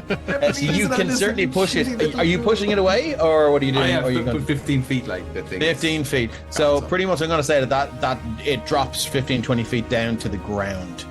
And it lands in the river. Sparta. Yeah, exactly. Okay, anything else for you? I am then going to run over to. So, have I seen what else is visible at this stage? So what you can pretty much see all of these Triller-style things just emerging from the water, and they all seem to be making their way towards you. It's not pitch black, but as you look to the east, you do spy this horrific-looking creature begin to emerge from further down on the bridge, and it is a huge bloated ghoul, and it's got these red glowing eyes that flash with hatred and hunger as it begins to make its way inexorably towards you. Nira knows the rest of the gang. Can I ask about jumping speeds and jumping? I as long as I'm playing in DM and I still struggle with this, how far can I jump? Your running start is 3 feet plus your strength score. Miss Jawbreaker says that she wants to give me the inspo as it was a non. It has to be possible for me to give it. That's fine, yeah. I'm more than happy for you to do that, and I will gladly take it. So I am stacked to 2, and I think I'm going to be using them with this horrible creature here. Are you looking to do a run and jump and take this thing on? I'm not gonna go for that thing, but he would ideally like to go and jump onto the next section. Okay, let's do it. Fight one of the other things. Do I need to do? I'm just gonna jump. He's just gonna run and jump. I have no idea if he'll make it or not, but he's gonna. Okay, so what's a running jump? Let's look this up then to make sure. What's your strength score? My strength is only 1. Thank you, Rory Kai. He says he's loving 12. this. Sorry, 12. Thanks for tuning in and sticking with us and chatting. So your long jump is basically your strength Rory? score, give or take. Okay. Oh. You'd have to use Step of the Wind if you wanted to do distance. Oh, I've got that, don't I? No, my God, because you jump used it distance. onto Flurry of Blows. Your flurry of blows. Yeah, so I'm afraid that's a Alright. flurry of no's when it comes to Step of the Wind. So, yeah. Okay. Right, okay. Well, I guess I won't do that. Seeing as I have the flurry or the thing, I'll wait. Maybe I'll do that next round. And I'll run over Alright. here and punch this guy instead. Punch a dead guy. Okay, cool. Move. That's it for your turn. We're going to move on. Well, that's my last, so I've got 2 attacks for the flurry of blows. Okay, lovely, So yeah. That was the first one was for that guy, and this one is going to be this guy, and I'm going to say same thing again if I hit him. Let's see if I can hit him first. 18. 18 is a hit. So as you turn around, your spin aided by your foot on these wet entrails beneath you. You take off at a rapid pace and just towards this other one again. You can see its hungry eyes were just, it was eyeing you up, and you could see it was almost bending down into a pose where it's going to just use its burst of speed to come to you. But it's had its food delivered to it. And you've taken a swipe at it with your cat's claws again. They tear all this rotten flesh off, and you can feel it now underneath your claws, dug into the fur, and your hands begin to stink. But it does hit for 7 slashing damage, and it will react to that, and it lies flesh. Its strength saving throw again, and if it doesn't get that, I push it another 15 feet away from All right. Another strength saving throw. Zip zap skibbity bap coming at you like Cleopatra. 15. That sounds pretty good. Ooh, What do I need? Actually, I'm not too sure. I think Tom knows how to calculate that DC. 8 plus proficiency plus wisdom. Was it wisdom? It's wisdom Amongst, for yeah. monks. Wow. 15. 15 meets it beats it. So yeah, you kind of get that scrape across, and you just kind of palm shove it, but it's kind of squared hard against that crenellated side of the bridge and the wall there, so it doesn't go anywhere. You don't succeed in knocking it over. What would you like to do, or is that it for your round? I think that is it for Nira. Yeah. Okay, so moving on. This ghoul crawls over the side of the bridge and has used its movement to get and flank you, and it is now going to make a multi-attack on you. So the ghoul makes 1 barbed tongue attack and 1 claw attack. If both attacks hit, the target is dazed until the end of the next turn. So let's go with your barbed tongue. And That is an 8 to hit. You have advantage on your. I do, attacks so I'll take the because 18. Thank you for being honest. So I'm going to give you 4 points of slashing damage. Your speed is reduced by 10 feet until the end of your turn. As this thing, the claws rake across the back of your neck, and you do feel some sort of poison or filth or some sort of necrotic residue or something begin to just work its way in, your heart pumping it around. You feel a burning sensation as it just begins to course through your body. Boom, boom. As your heart pumps it around, you can feel now the pain is intense, and it is going to use its claw attack against you. That is a 7. Do you know what? I'm going to use one of my things to make. I'm going to use one of my inspirations to make it an attack. That's a natural 1. Okay, cool. So, so let's. Somebody want to roll me a D100 there, and we'll see what happens. It's actually a 17 because it's still at advantage. Yes, From the you're very flanking. true. Thank you very much. I appreciate that. It's been a while since I played D&D. I'll get back into it. So that is a 17 to hit for 9 slashing damage. Now, because it hits you, I'll throw the multi-attack in there. It doesn't hit. My AC is 18. Oh, sorry. Well then. Sorry. Okay. Well then, lucky. Sorry, I thought you were 17. My mistake. Cool. So this claw attack just streaks by you, and you are lucky there. It does have a bonus action. Bonus action, lick all the way up the back.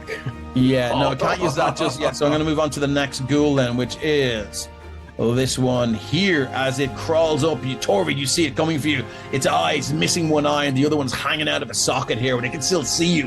And it's just its mouth extends in this rictus grin. It looks very, very hungry as it makes an attack on you. Moving on, we got so barbed tongue. Its tongue whips out for an 11 to hit. Miss. Okay, as you can see now, it has this. Its tongue maybe just reaches out. Oh, it's 15-foot reach on that. It's impossibly long. You see at the end, it comes to a hard point, and just this poison drips off it, and it just shoots back down its throat again, and it screams at you as it misses. It's going to take an attack with its claw. That's a 24 to hit. Let me check. That's going to be That is 9 slashing, and you can't take reactions until the end of your next turn.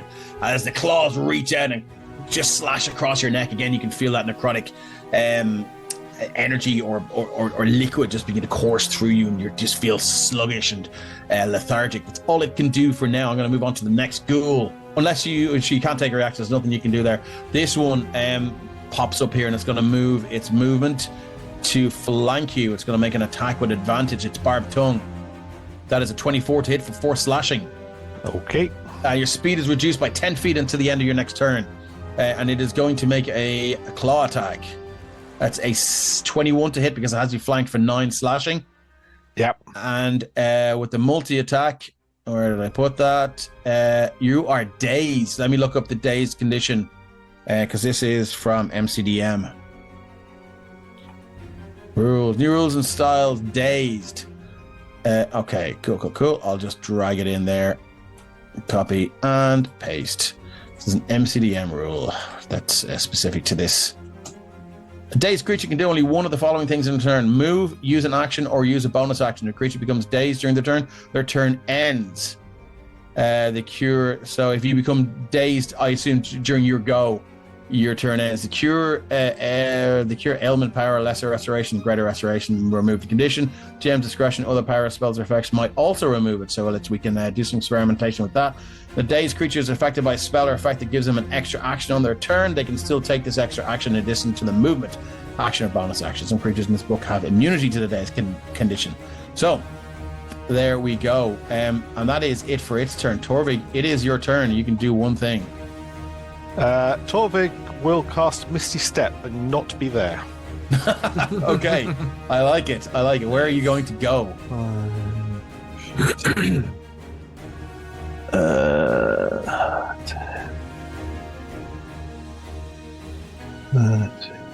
Let's go up to there. That should be 30, I believe.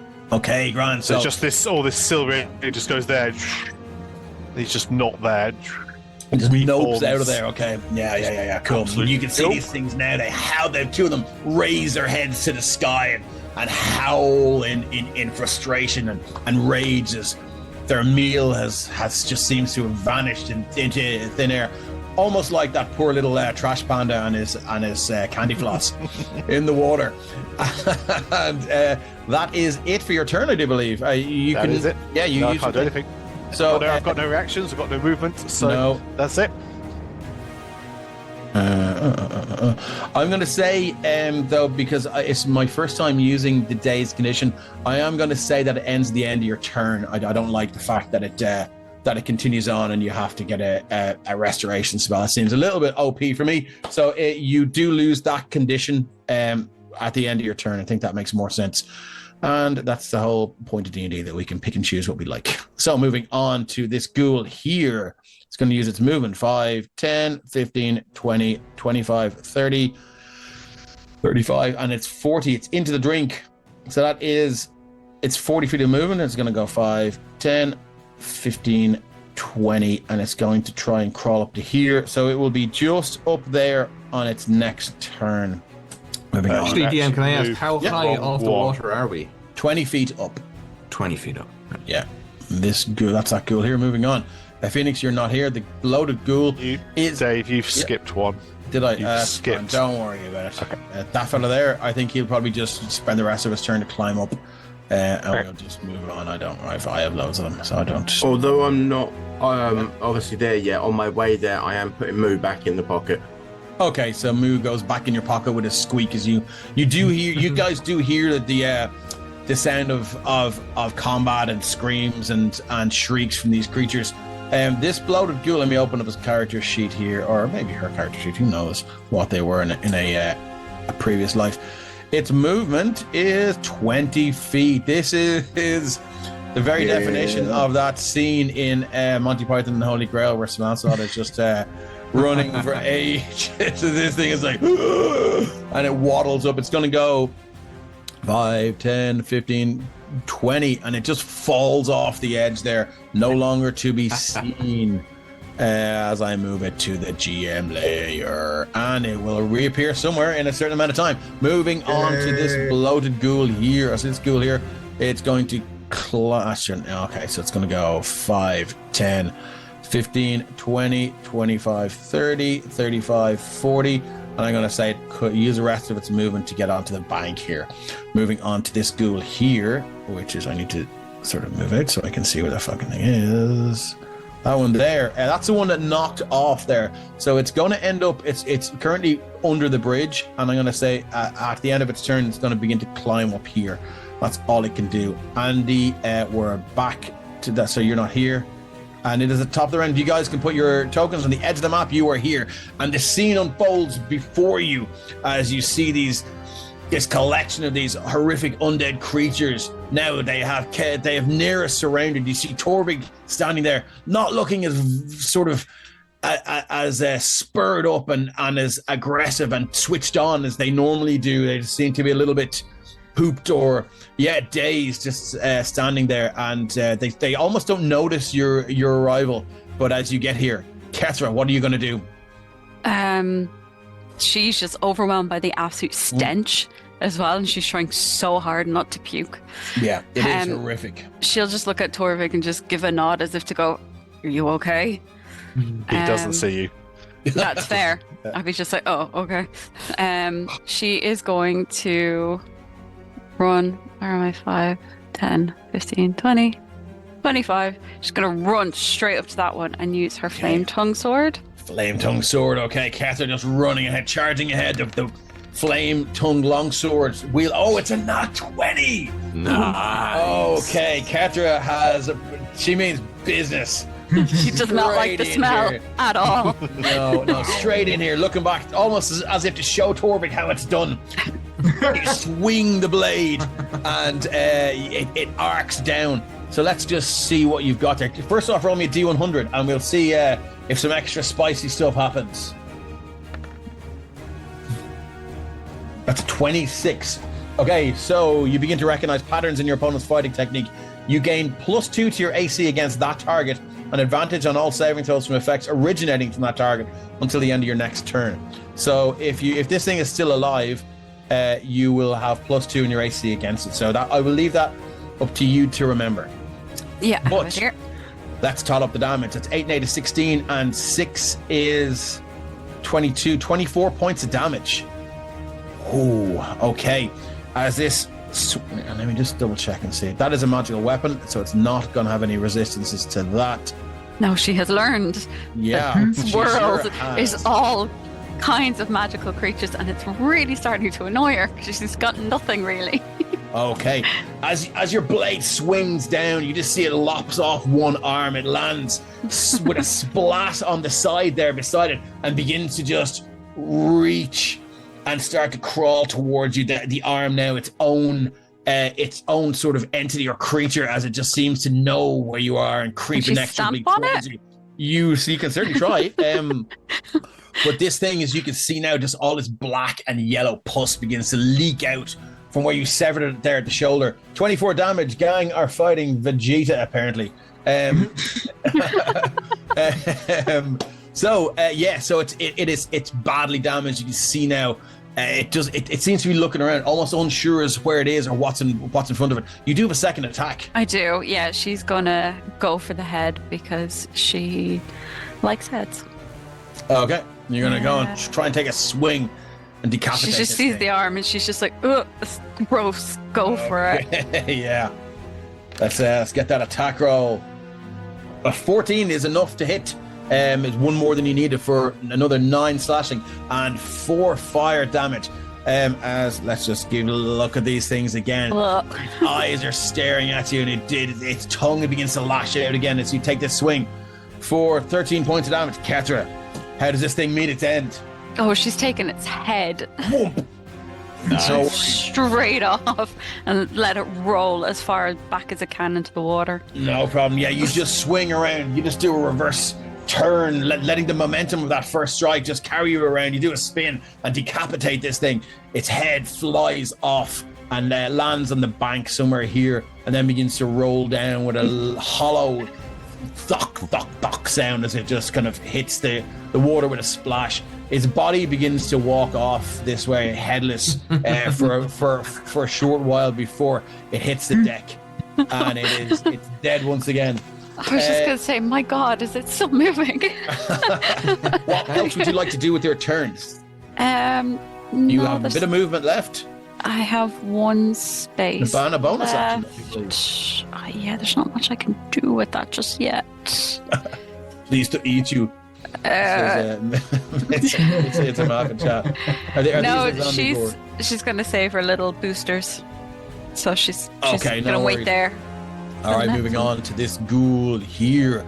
Nira, you are surrounded now as this one is going to take a shot at you with its multi-attack. Again, its barbed tongue with 15-foot reach snaps out, and you can see now this black ichor dripping off this one as whatever area, like far below in the stomach, it seems to have come from again. It's just freshly coated with this black liquid, and it takes a swipe at you. 11 with the tongue.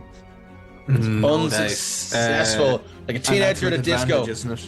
It's unsuccessful with the tongue, and let's go with its claw attack. It's a 7 to hit, unfortunately. This is the one facing you, and this is the one you're facing, so it doesn't have advantage. No, it does have advantage because I got that nat 1, and that gave everyone advantage against. Oh, it does. Thank you very much. So that's I'll take the 20 so then. 20 for does I keep hit. needing to remember that. Thank you. 6 slashing damage, and you can't take reactions until the end of your next turn. Oh shit! That's and it's done its multi-attack, so it's not going to use its hungry charge because it has a thing. So we're on to Phelan Fontaine. okay. Phelan. I think Phelan is, so from what I can see here, Phelan is a fighter. He does 2-weapon fighting, and that's his jam. So this guy is going to run forward. I think it's 35 movement, which is pretty cool. Nice, yeah. Phelan was a halfling, I do believe, so his little legs are pumping there as he runs into the fray. As to what's he willing to short swords? I thought they'd have less movement, but no, they've got more. I think he's a lightfoot, so he goes. Yeah. There you go. Anyway, he gets there and he is going to do some 2-weapon fighting. Okay, and lovely. that is going to involve, I guess, him hitting it with his sword, right? Yeah. So cool. So you pull out your 2 swords. Yep. So if you've got the extra attack, you can make 2 weapon attacks with your main hand, and you can use, I think, with the 2-weapon fighting, you use your bonus action to make the 3rd one. Yeah. Right. And that's because of 2-weapon fighting, it's the same. Yeah, there's no loss of damage. Modifiers or whatever. Yeah. Now, he's got 2 weapons here. One is a bloodshed sword, short sword, and the other one is a vicious short sword. And I don't know what those. So the bloodshed short sword, you can dump some of his hit dice that he might use in a short rest in to sort of charge that weapon up. But it will affect his ability to sort of heal on a short rest. Right. Does that do more damage then? It will, yeah. Let me just pull that up for you. And the vicious short. Short. It's a bonus if you roll a crit. You get extra damage. Sounded like you were trying to say Worcestershire. Hey, that's exactly what bloodshed short sword. I will tell you what it does. So you can add your Constitution modifier to the damage roll of attacks made with this weapon. Invoking the rune, when you target a creature with an attack, actually, you know what? I'll just drag all this in so you can read it yourself. And I don't think he'd use it to start with. No, That helps. That does help. there you go. Zip zap skibidi bap. So you invoking the rune. When you target a creature with an attack using this weapon, you can invoke the sword's rune, causing it to flare with crimson light, infusing your attack with bloodthirsty precision. You can then spend and roll one of your unspent hit dice and add the number rolled to the attack roll. You can choose to invoke the rune after rolling the d20. If this attack hits, you can also spend and roll any number of your unspent hit dice and add the total to the weapon's damage. Once the rune has been invoked, it can't be invoked again until the next dawn. So you can choose to just dump all of your hit dice in this one attack, which is a very sort of final battle vibes. Yeah, that sounds kind of and that's a one and done thing per day. So yeah. This is just like a regular dude. No, I think this is going to be some, and then the vicious short sword then is the. It's like +7 if you roll a crit. Yeah. Okay. Yeah, I think he'll do the vicious short sword. Hey, you can make it a regular attack with this with this bloodthirst sword. You don't have to pick to invoke the rune. You don't have to invoke the rune. So you can make. I think that's in his main hand. So, 15 with the bloodshed sword is a hit. Which one is? Or where is he? He's attacking this one here. That is a hit. So he just runs in, failing, little legs pumping, and just stabs with this bloodshed short sword. Hits for 7 piercing. Yeah, absolutely. So as you're walking along, I think Phelan was like waxing lyrical about shirts. I think that's actually. Sorry, I think that's actually wrong. Sorry. Oh really? 1 second. I think it should be a plus. I think he should be he hasn't had his con mod because he's using his dex, but I think he had his con as well. All right, so it actually should. Sorry, be... Keith, you were talking. Yeah, it should be. All right. 5 plus something. Con. What's his constitution is +2. Ooh. Let's do that. So we'll add that to it. Sorry, you can go back to your shirts now. So anyway, shirts. He's big into shirts. But you'll see, like, as Phelan comes to like the clearing or whatever and realizes that something is going down, he kind of like goes into business mode and just quietens down and pulls the 2 swords out. And I think if I'm reading his sheet correctly, he is quite silent and accurate when he gets to business mode. So he's not all like he's very flamboyant and stuff whilst engaging in conversation, and then once business happens, so you guys just see him silently pulling out his 2 swords, runs up, gouges the first attack with his vicious or the bloodshed short sword. I can't even say that one now. And now he's going to go for the vicious short sword. You can make 2 attacks with the bloodshed short sword. Gives you extra attack. If he can pronounce bloodshed sword. So we go with the offhand attack first, which is a 17 to hit for 7 piercing, which hits. And then you can roll again for the bloodshed short sword, as he has 2 attacks to that because he's level 5 and he does get the extra attack feature. And we've discovered that if he's adding his constitution to it, it's actually a +10 to his attack now. Okay, great. We can tweak that in the thing. I've stuck it in there now already. So he swings his bloodshed short sword. Yeah. And for another 9 piercing damage. Yeah, as you just Phelan just runs in with these 3 almost he's at that now. Almost prison style shank. Blah, blah, blah. This is these rapid fire stabbing motions with his short sword. And you hear they enter this creature's torso with a squelch, and he twists and pulls them out. And you can see now just large goblets of this black and yellow ichor just begin to just spurt out.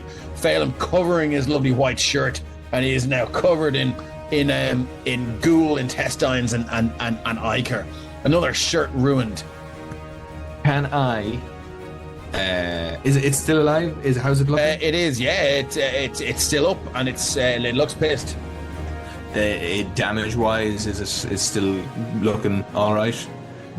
I would say, yeah. Well, it looks pretty badly damaged. Okay, I think he's going to use a superiority die and do a pushing attack. When you have to do that as part of an attack, I'm afraid, don't you? When you hit a creature with a weapon attack, you can expend 1 superiority die to attempt to drive the target back. Okay, lovely. I think it's kind of pretty much the same as Near's. I'm a bit of a one-trick pony over here. It's like that's okay. So it needs a strength saving throw. What is the DC? Oh, DC 16. Lovely. It's in there. Excellent. So let's just do a strength saving throw. You come straight forward. How does a not 1? It's over the side of the bridge again, and it's down. It falls down with a plop. The last thing you see as it goes over is its 15-foot long tongue, and then just fall over. It just snaps away down past the bridge, and that's the last you see of it. Anything else you'd like to do, Phelan? No, I think that's pretty good. That's a pretty good round. Moving on to this ghoul. Where am I? I move out. Oh, he's the one down here. So he's going to go 5, 10, 15, 20. It's going to probably use another 20 to get up there.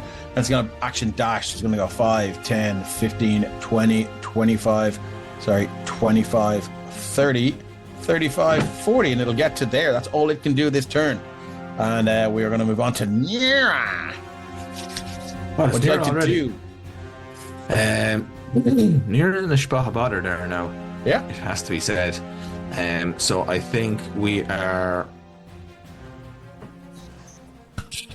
He's going to take his... let me say, yes. So he's going to do his...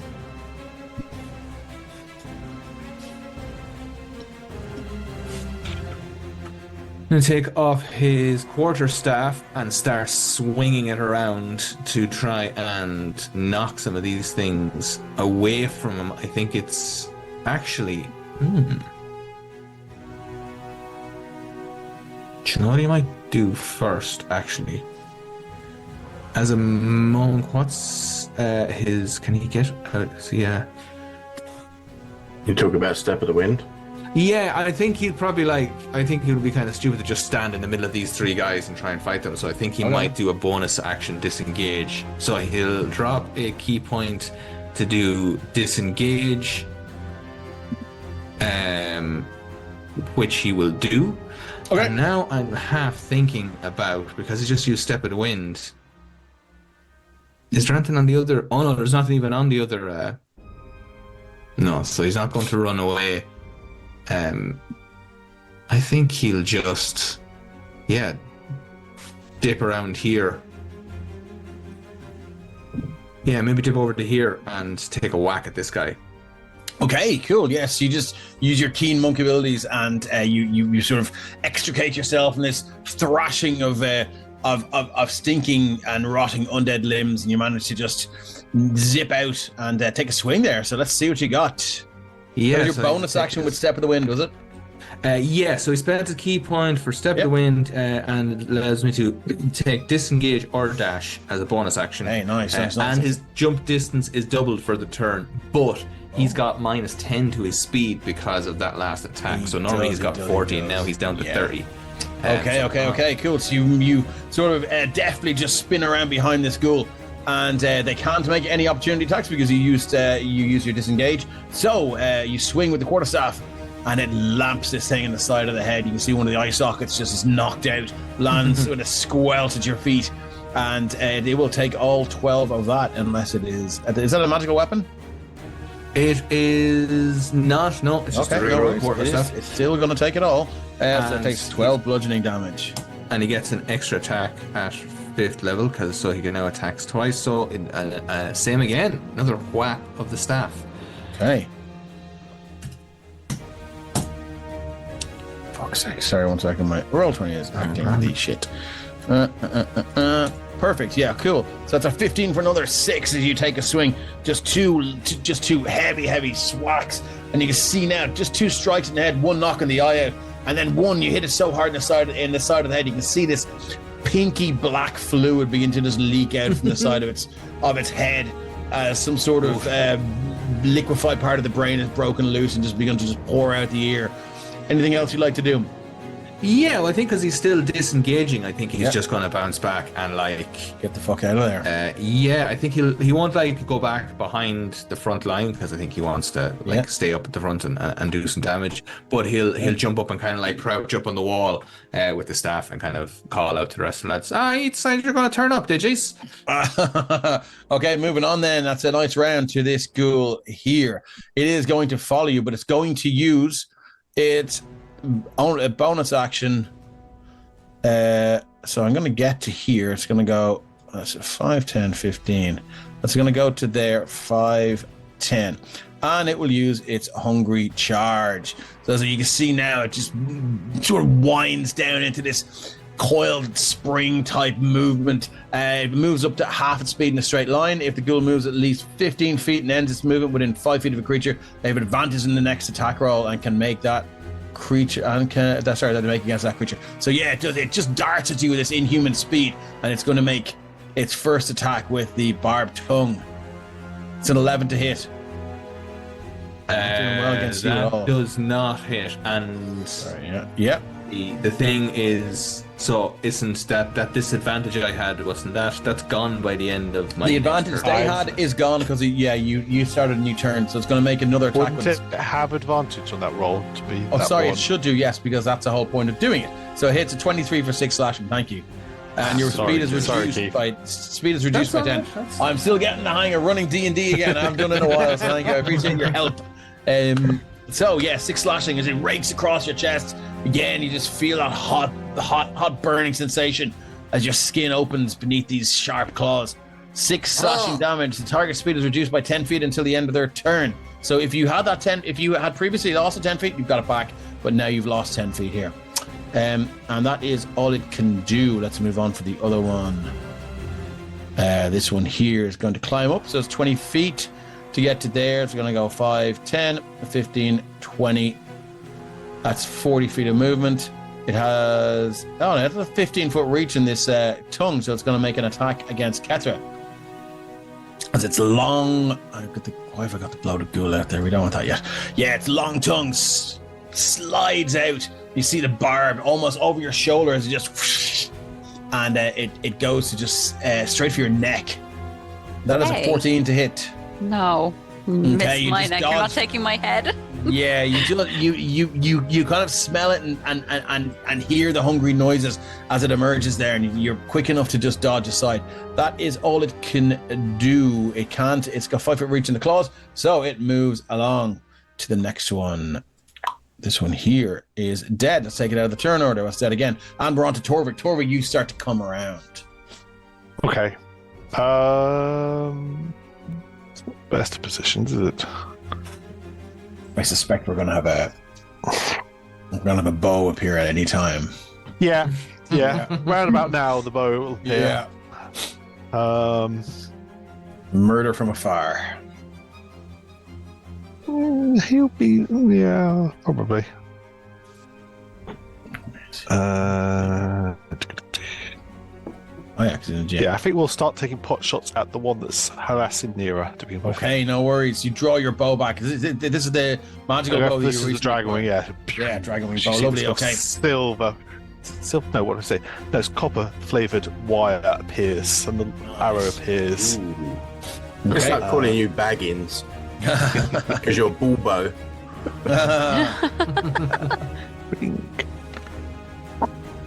That's a 13 plus 2. That is, the 13 is a hit anyway. Lovely. So it will take. Wow. All that. It can't take psychic damage, unfortunately. Okay. So First drop 2 from that. So. That's more than enough. It had 9 hit points. How does this thing meet its end again? This is very deliberately trying to knock it in the head, in the mouth, and send it flying back and away from Nira. Yeah, and you do so. Unfortunately, it's just the head that leaves the body, and the arrow carries And the you head. see the acid starts to eat away a bit at both sides. It's just Nice. So the head just rolls, it just flies through the air and lands in the river with a heavy plop, and this thing just staggers around for a short while and then just lands on the ground, just sinks down. Anything else you'd like to do? Nice. Yeah, Just I puts would- his staff on the ground and kind of leans on it and looks over and goes, nice one, Torvik! Torvik will move up to there, and then. Do any of these look like they've taken damage than this group before?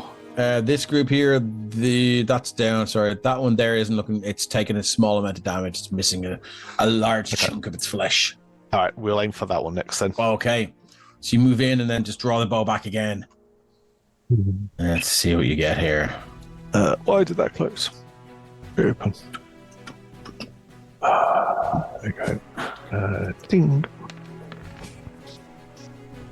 14 plus 2 is 16. That hits. Its AC is 13. Another solid hit. Let's see how much damage you do. No psychic this time. It'll do 18 points of damage. Points of damage. Wow, yeah. And it's acid damage that you're doing. What's that? It's 13 magic piercing and 5 acid. Yeah, nice. So, yeah, the piercing, it shoots right through its neck, and you can see now it just almost obliterates the spinal cord.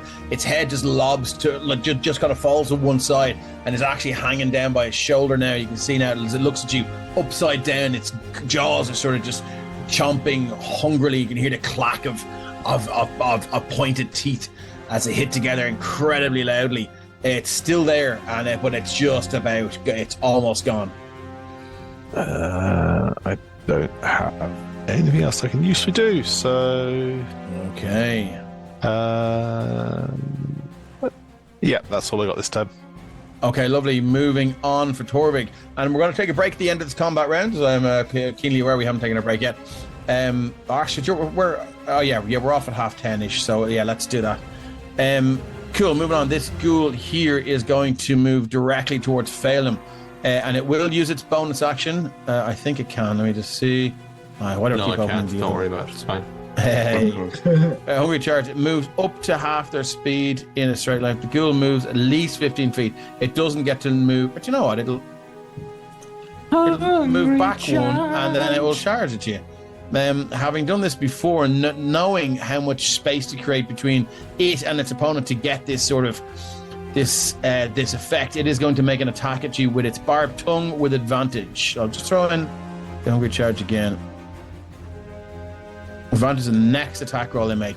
Someone roll me a D6. 1 to 3, it's going to have advantage on the tongue. 4 to 6, it will have advantage on the claws. Let's be fair at this. I'm doing it. Okay. Do it right. Now. Do it. Do it now. Or do you want me to do it? Anyone? Oh, too late. 4 to 6. So it's going to be, it'll be the claws. So it's going to make an attack with advantage with the claws against Phelim. I'll take the 7. That's a miss. What's the point of that? So then it will take a normal attack with its barbed tongue against Phelim. That is a 15 to hit. No, doesn't hit. Is that thumbs down for you or for me? That's for you. Okay, it doesn't hit. So okay, that's all it can do. 16. So it's used. Okay, good to know. It's used its round here. This one here is going to use 20 feet of its movement. It has a climb speed to get to there. It has another 5, 10, 15, 20, and you are within range for its extra long 15-foot reach barbed tongue as it makes an attack against you for my rolls are bullshit tonight. A 7 to hit is not a hit. That's is that against Nira or it doesn't matter? Sorry, yeah, that is against Nira. As its tongue streaks out, flicking all the way, and you just manage to dodge it. It's not in range for its claw strike, so we're going to move on to Phoenix. You are on the board, my friend. What are we doing? How's the bridge looking? It's very, very sturdy and very, very solid. The only damage it's really taken, so the damage that between the gaps, some sort of speed dulse, but gross and sexy. Well, okay. The damage that it has taken here has not been from the recent volcanic eruption. This damage looks a lot older. But you can see that these rocks that are just being thrown down the river they are doing some damage to it, but it will take a while to completely obliterate this bridge. Cool, that's good to know. In that case, yeah, that's what I'm going to do. Cool.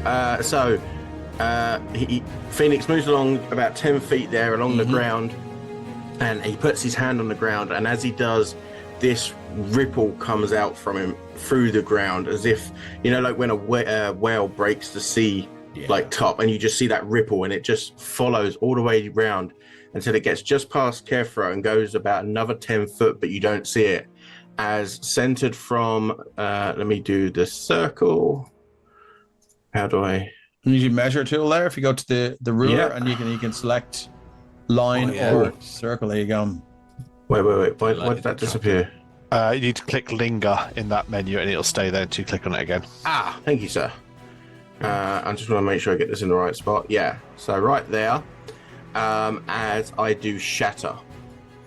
Okay. Nice. So I need a con saving throw from them, please. Okay, so this one is below. Sorry, I'm on the wrong thing here. This one down here is still climbing up. That's why I was asking how bad the bridge was, because I was hoping to clap some of it onto him. Okay. Well, I think the shatter spell will sort of help you along with that. So let's say I'm going to give him an advantage in that con save if that works for you, but we won't say if he fails it because I don't think they should. Okay, cool. Con save from the one on top there. Coming at you. What's the DC? 14. It's a 6. It fails. The one beside Phelim is going to roll. It's an 11. That's a fail. And the one down below has advantage. Oh, sorry, I rolled. It's a 15. So the first one, so this one makes it. The rest of them fail. So it's going to take some damage, I would imagine. So it takes 16 points of thunder damage as this ripple goes towards them, dips under, and just as it gets to them, you just hear this cacophonous as it ripples out and wrecks them from inside, basically. Nice. Okay, William Shatter right here. So it blasts, and you can see. So this guy is going to take half of 16, which is 8. He had this one here. It only had 7 hit points left, so it is going to be gonzo. So this one, it just manages to crest the bridge, and that spell just erupts, and you can see now, Terminator 2 style, like just body is just blown apart as if in that nuclear explosion in Terminator 2, Napoleon blown apart, if you will. And it is it's just completely eradicated. So I'm going to give that satisfying X. And these two, you can see now that the concussive force, who said that? I was Chatter having a bit of crack there. So they do take that. It's thunder damage. You can see just rib cages being just crushed inwards with the concussive force of this damage, and they are in a bad way. They're still going. They're still in double digits. That was a good. And then for the rest of my movement, I'm going to go fly 20 feet up. Nice. Okay, so your little wings carrying you high into the sky to protect you from any potential. I wish I could fly right up to the sky. Yeah. Moving on, our bloated ghoul. I'm going to move to my GM layer and find where I left it. Yeah, so we're going to go 5, 10, 15, 20. 5, 10, 15, 20 as it makes its way inexorably towards you. Let's see if it has any little effects that it can do. Probably not. I don't think it has. No. Worth a look though, you know. Okay, so that's it for its turn as it is making its way as we go to this ghoul here. Where am I looking? There's so many ghouls on the planet on the thing here. Sorry. That's all the way He's the one down the bottom. Yeah. Oh, is he? Sorry, I see him there now. Excellent. So he's going to use the movement 5, 10, 15, 20, 25, 30, 35, 40 as it gets to the. Actually, 35, 40 as it gets to there. Let's see if we have any reach line. Yeah, it cocks its head over, and it just is impossibly long tongue with a barb at the end of it. It just flicks towards Phelim. You hear this excited screech as this long tongue just flicks out and attacks you, Phelim. It could be another shirt ruined with a. Sorry, that's the other thing. Are you still wearing the same ruined shirt? So it's got barbed tongue. As it flicks out, it's a 17 to hit. 17 does hit. Oh, I love it. So it's an 8 slashing damage as it just flicks and almost like a whip crack. Whoosh! And cuts down across the back, cuts the back of the shirt open, and you can see now this long wound on Kethar can see this long wound on Phelim's back, and you can see this black ichor just begin to just seep into the wound as the tongue just flicks back, and it almost licks its own lips to taste Phelim's blood, and it shrieks in delight. That's all it can do, though. Moving on to the next one. This one here is gone. And we are back to, we're up to Andy now. Sorry, that turn is taking so long for you guys. Andy, you're up. Wonderful. Okay. With her bonus action, Andy is going to use her Blessing of the Raven Queen straight away, disappearing into this like puff of arcane feathers and reappearing sort of back to back with Catherine in front of these three that are coming up along the side, and kind of drawing out her glaive. She is going to make 2 attacks with her packed weapon. Nice. First one closest. Okay. 1, and the first one is going to be a 20 to hit for 13 slashing against this one here. Yes. Nice. Okay, so what does it look like when the packed weapon apparates there in Andy's hands? I think that as she kind of reappears, she's this translucent, ghostly shape as the Blessing of the Raven Queen gives her vulnerability to all damage and this sort of spectral appearance for a little bit. And she just kind of draws it back like a scythe and kind of swings straight for the neck. Okay, swinging straight for the neck, 13 slashing damage is enough to completely decapitate this thing. So its head is completely removed from the body and it just falls down at your feet. And because of my Eldritch Invocation Thirsting Blade, I get a second attack when I make an attack with my packed weapon. Nice, okay. So we're gonna just kind of reach back and kind of try and skewer the one diagonally across. You do have the reach because it is a glaive. It is. I love it. Okay, so let's see what you get with that second attack. Oh, it's a nat 20. Oh, Nat my 20, baby. God. Love it. The Raven Queen is guiding your hands tonight. So let's get a D100 then and let's see what happens. Can you feel the crows tonight? All right, so your D100 is a 9. Okay, no. You feel it's imperative to press the advantage but maintain awareness of your surroundings. You can choose to get advantage in all attacks against your target next turn. Your target has advantage. So you can basically get reckless attack if you want it. Yeah, she'll take it. Oh, okay. Vulnerability to all damage for the round, so. Cool, that's 9 points of slashing against this one here. 9 and then plus 8 on the extra die. Plus 8 on the... Sorry, what's that? For like the crit damage. Oh, sorry, it didn't... Yeah. Okay, cool. Is that right? Okay. Oh, wait, did it? No, I think I it think was. the 7 plus 2 is your... Yeah. Unfortunately, the 2 was a shit roll on the second thing, unfortunately. So you get so it's just 9 points of damage with the second attack. It does it does leave a nasty wound, and sorry Fizgeek, get out. And it reacts angrily, eyes flashing again. It looks like it's coming for you. Anything else you can do with your turn? That is all. Okay, I think that's a good place to take a break. We'll be back shortly. I'm not sure we'll get through all of this combat tonight, but we'll certainly do our best. We'll be back in maybe 5 to 7 minutes. Thanks for sticking with us, guys. Great to be back.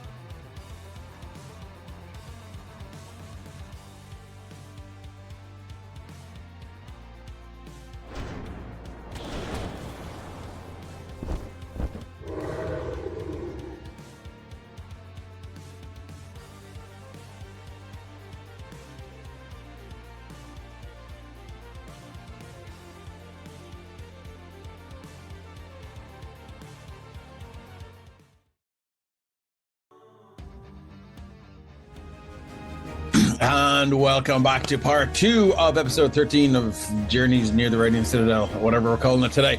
And you guys can see there's a large combat happening with some ghouls and other nasty undead creatures as the party just try to make their way across and in search of something even worse. But before we kick off, our man Keith is running a pretty cool event right here in Ireland on the bank holiday weekend in February. Keith, tell us more about that. That's me, and I am, and it is. Yes, have you ever wanted to play Dungeons & Dragons in the castle? Of course you have. Yes. What's your question? Correct answer. Well, now you can. On Bridget's Day, Sunday the 4th of February of this fine year, we invite you and your friends to join us in Charleville Castle in Tullamore. It's County Offaly in the Midlands, for all you people that don't know where that is. We have selected some of the finest DMs in the land. One of them's here, it's Dave. And they are going to bring you on the hunt for Bridget, a unique one-shot adventure for 5th edition we have written together just for this game. Exclusive, one of a kind, one time only. You can check us out at D&D Era, that's D plus D or DND, Era, E-I-R-E, on Instagram and socials, or you can search for The Hunt for Bridget on Tinternet and Eventbrite, where tickets can be bought. Links are in the linky place. They're in the chat there as well. If you look at our stream elements, they're right there on the side. And all you have to do is click that link if you want to go. Click on it. Click on it, exactly. And I think the poster was in the poster was in the intermission as well. You can see it was, and a lovely poster it is too. And yeah, I'll be DMing on it. There will be some DMs running Theatre of the Mind. I'm very maps and minis focused as well. So if you want to come and play with me, I'll have a table of 5. Is that right? 5, I think, depending on possibly numbers. More, depending on how many tickets we sell. So do click the link, and if you want to come along and play D&D in the castle, it's gonna be awesome. We have got some exceptionally good DMs. We've always got great DMs. Unfortunately, the Hearthfire Tales guys can't join us this time. We've got a few other people brought in. I've been chatting to them recently about what they're doing, and it's going to be lots of fun. Sweet. All things and all tastes for all kinds of people. So please do come along. Yeah. It'll be a fun time. Okay, cheers for that, Keith. Okay, getting back into it. That's Andy. You finished your round. They were top of the round again. Excuse me, Kethra. What have we got? So she was going to go for the one that tried to get her, but she sees Andira's got that side taken care of. She's fully confident, so she's going to walk up in between the two that are here. Yeah. And the one that is close by to Phelim, she's going to attack first. Okay, no worries. And she's going to take out her little magical flame tongue again. Just get your flame tongue longsword again. Are you wielding that one-handed or two-handed? Have you got a shield? No, she's no shield. It's two-handed. Oh, two-handed. Good to know. Okay, so it is an 11 to hit. Unfortunately, is not going to do it. Close, I but think she AC is 13. does have another attack. Okay. So she's going to do it again. Keep trying to get it right. 17, that is. So the first one, you run up, and then again there is just this decomposing, rotting bit of flesh in the ground. Your foot kind of slips. You do kind of a weird kind of stretch, and your attack goes wide. But the second one hits its target for 19 slashing damage. This one here, Kethra, how does this one meet its unend? Again, she likes taking her heads. She sure does. She's gonna just go for the neck again. Okay, and so again, she's just gonna take the two hands. Yeah, well, pop yeah. it off. Unfortunately, with the first slip, your second, while it hits the mark, your second attack is not as clean across the neck as you like, but it does sever the head just right across here. You just chop half its face off, and the head just slides off and hits the ground at a weird angle. And this thing just sort of, it's 15-foot long tongue still there, just erupts out of its body, searching for some sort of target. Then the unlife leaves its body and it crashes down. Anything else you'd like to do with a bonus action or anything? Still No, full hit points are Kethra. Yes, she's not going to use any bonus actions just yet because she's still just wary, but she's going to turn and face the other one that's there on her left-hand side and just stare him down. Yeah, you can smell now the scent of this, the thick cloying smell of this fluid that is on your sword now beginning to bake and sizzle as the flame tongue sword does its work, and the smell of just rotting flesh being cooked fills the air. This thing looks at you and it screeches Moving on to Just shout here. back at it. Okay. So this one is going to, let's see where it's going to go. It's going to go 5, 10, and it's going to use its, it's going to go to there, and it's going to make that 15 foot. It's going to use its bonus action to make the hungry charge.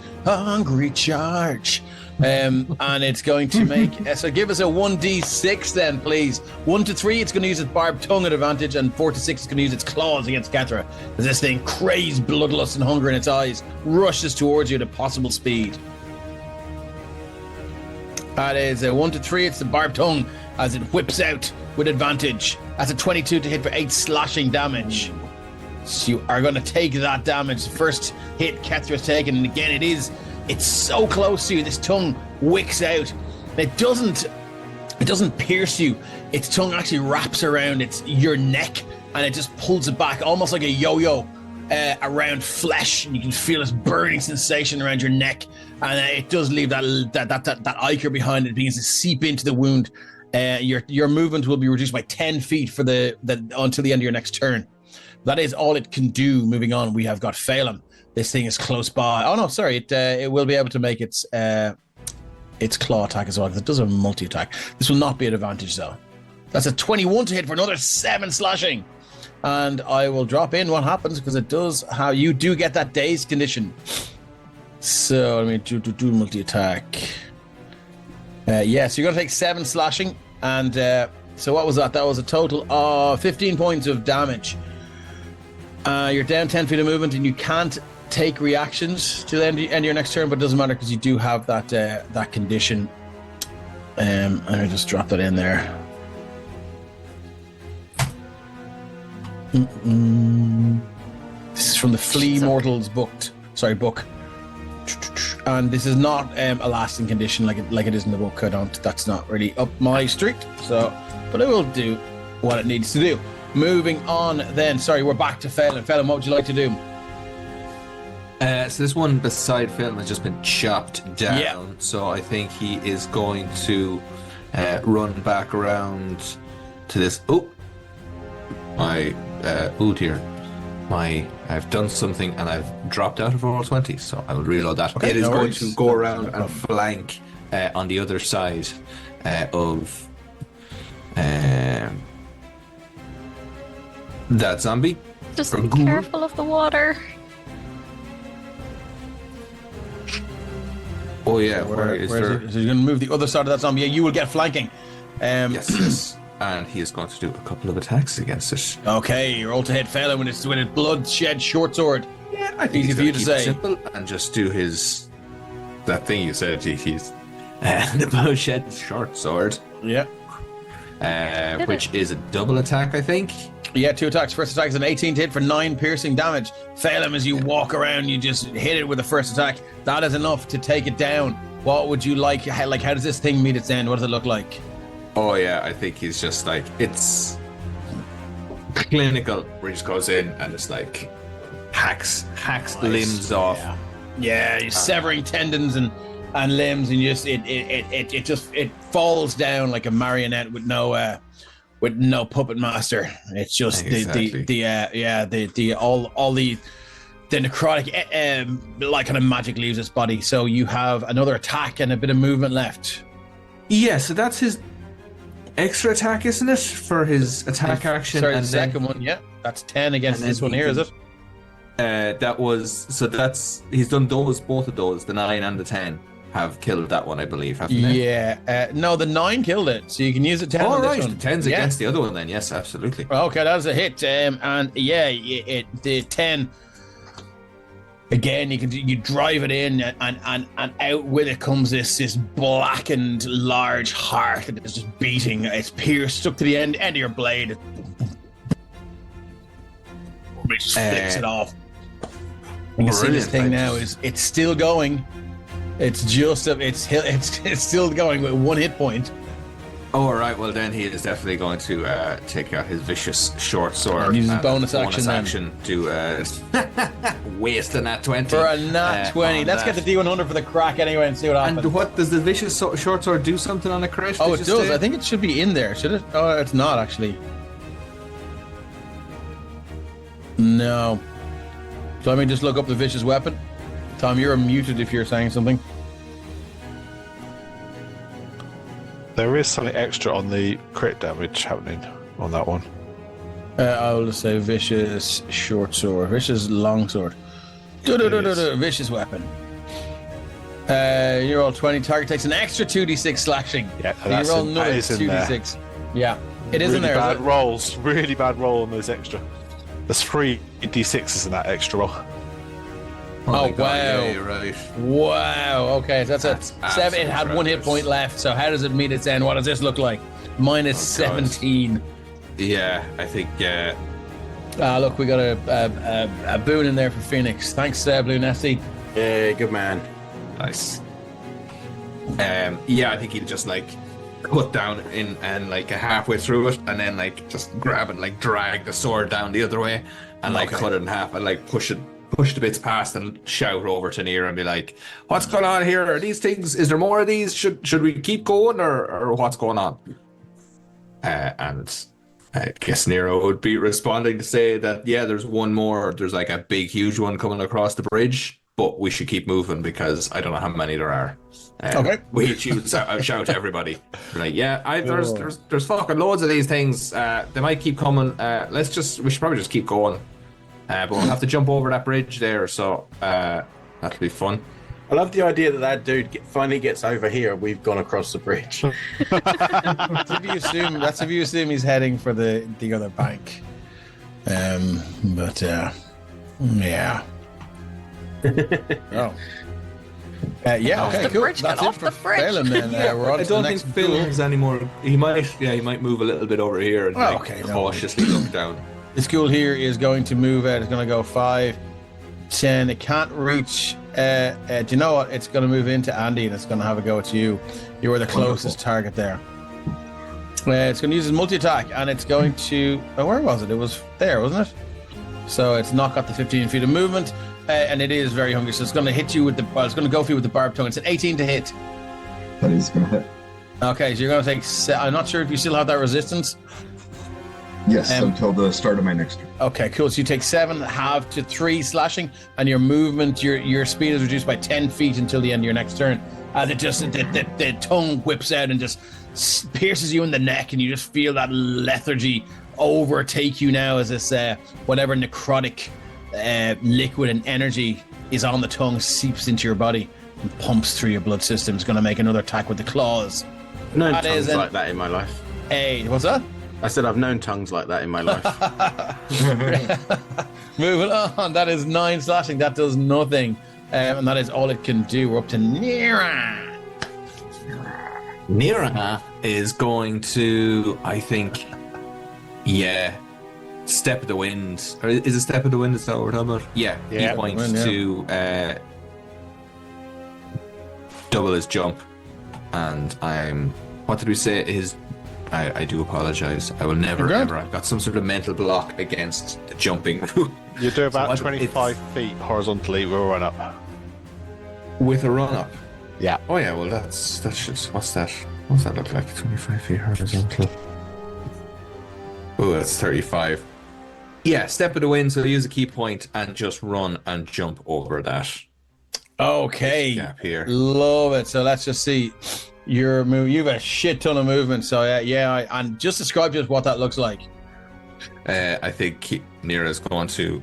It looks like the little stone bit sticks out a little bit more, so he'll kind of like down on all fours and like run along like a cat, and then do like the big. Nice. Okay. It's not as graceful though, because he kind of like sticks his paws out a little bit and kind of like pinwheel slightly through the air as he's going. Nice. They will hopefully land over here somewhere. Okay, yeah, that's fine. Just roll me an athletics check or an acrobatics check. You're not going to fall in. I just want to see how good this looks or how bad this looks, just for the hell of it. Acrobatics, sorry, yeah. 16, yeah, it's passable enough. Looks pretty impressive. Parkour as you jump across and land there. So is there anything else you can do with your turn that you'd like to do? I think you're just trying to like get into the middle of the area and then just look around and see how sturdy it is. Maybe he seems should pretty sturdy. And then he'll turn around and go, okay, and now I'll hold the other end of the rope out. Oh, wait, I didn't let the rope out. Sorry, lads. Okay, moving on to Torvik then. All the rest of these guys are down. Torvik, what are you doing?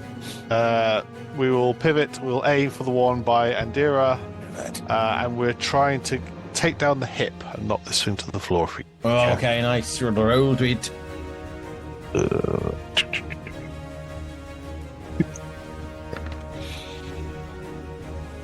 19.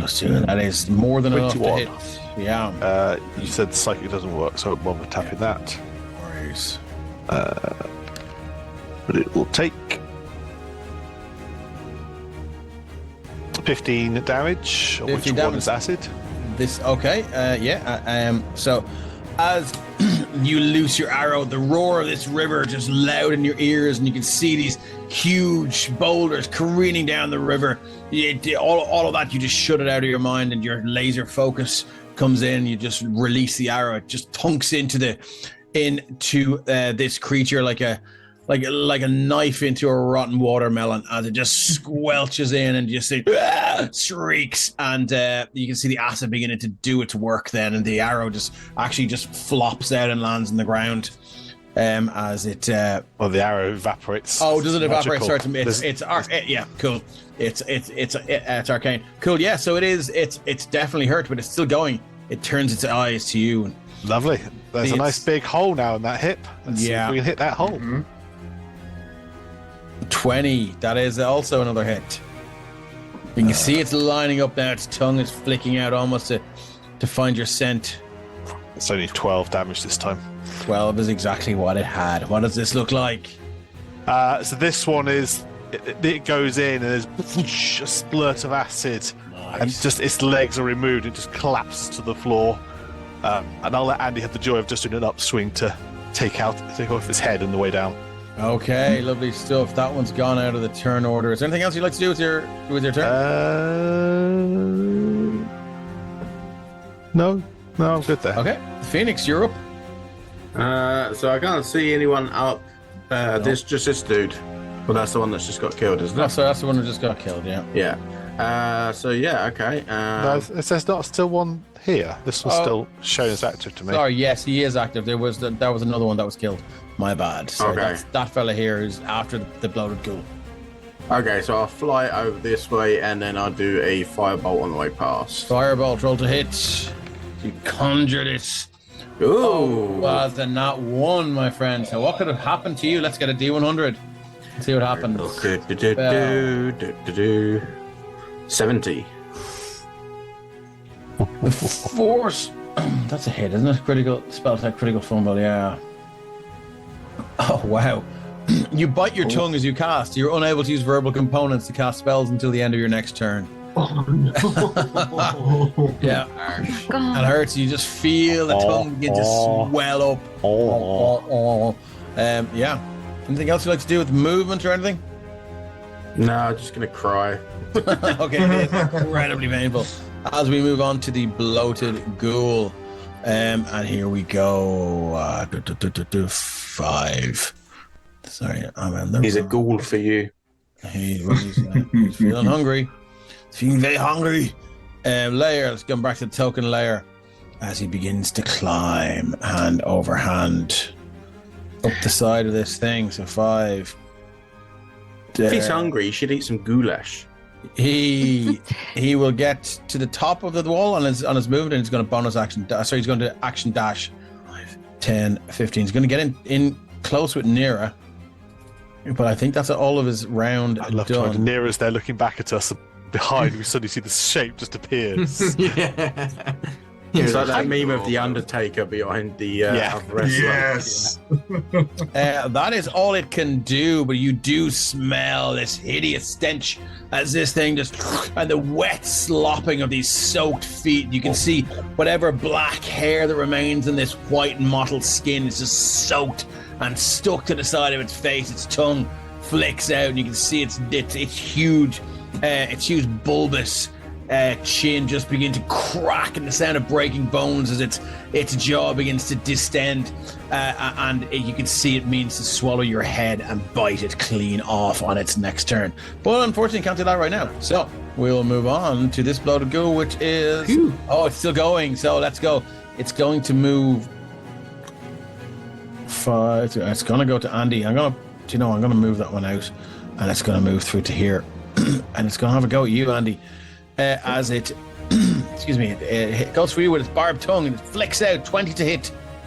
Oh, yes. That's the 6 damage reduced to 3, but you also lose another 10 feet of your movement. Oh. Yeah, it is stackable. As you feel again this lethargy just beginning to sweep over you now, as it's the effects. You feel like if this happens a certain amount of time, you'll be on your knees, and these things will have a serious advantage. It's going to go for you with the claws. Oh, has a 24 to hit. Oh, that does hit. So that is... No, that's not. I don't get the 6. That's 7 slashing down to 3, but you do receive that dazed condition. Oh, okay. Yeah, because it hits you with its tongue and it hits you with its claws. But that is all it can do, and it is your turn. So you can either move, take an action, or take a bonus action. Well, no, there's no way that's going to go unpunished. And it's going to... I can only make one attack, right? Yeah. Yeah, okay, so we're going to make it count. We're going to use a booming blade and swing for the fences. All right, let's see what happens.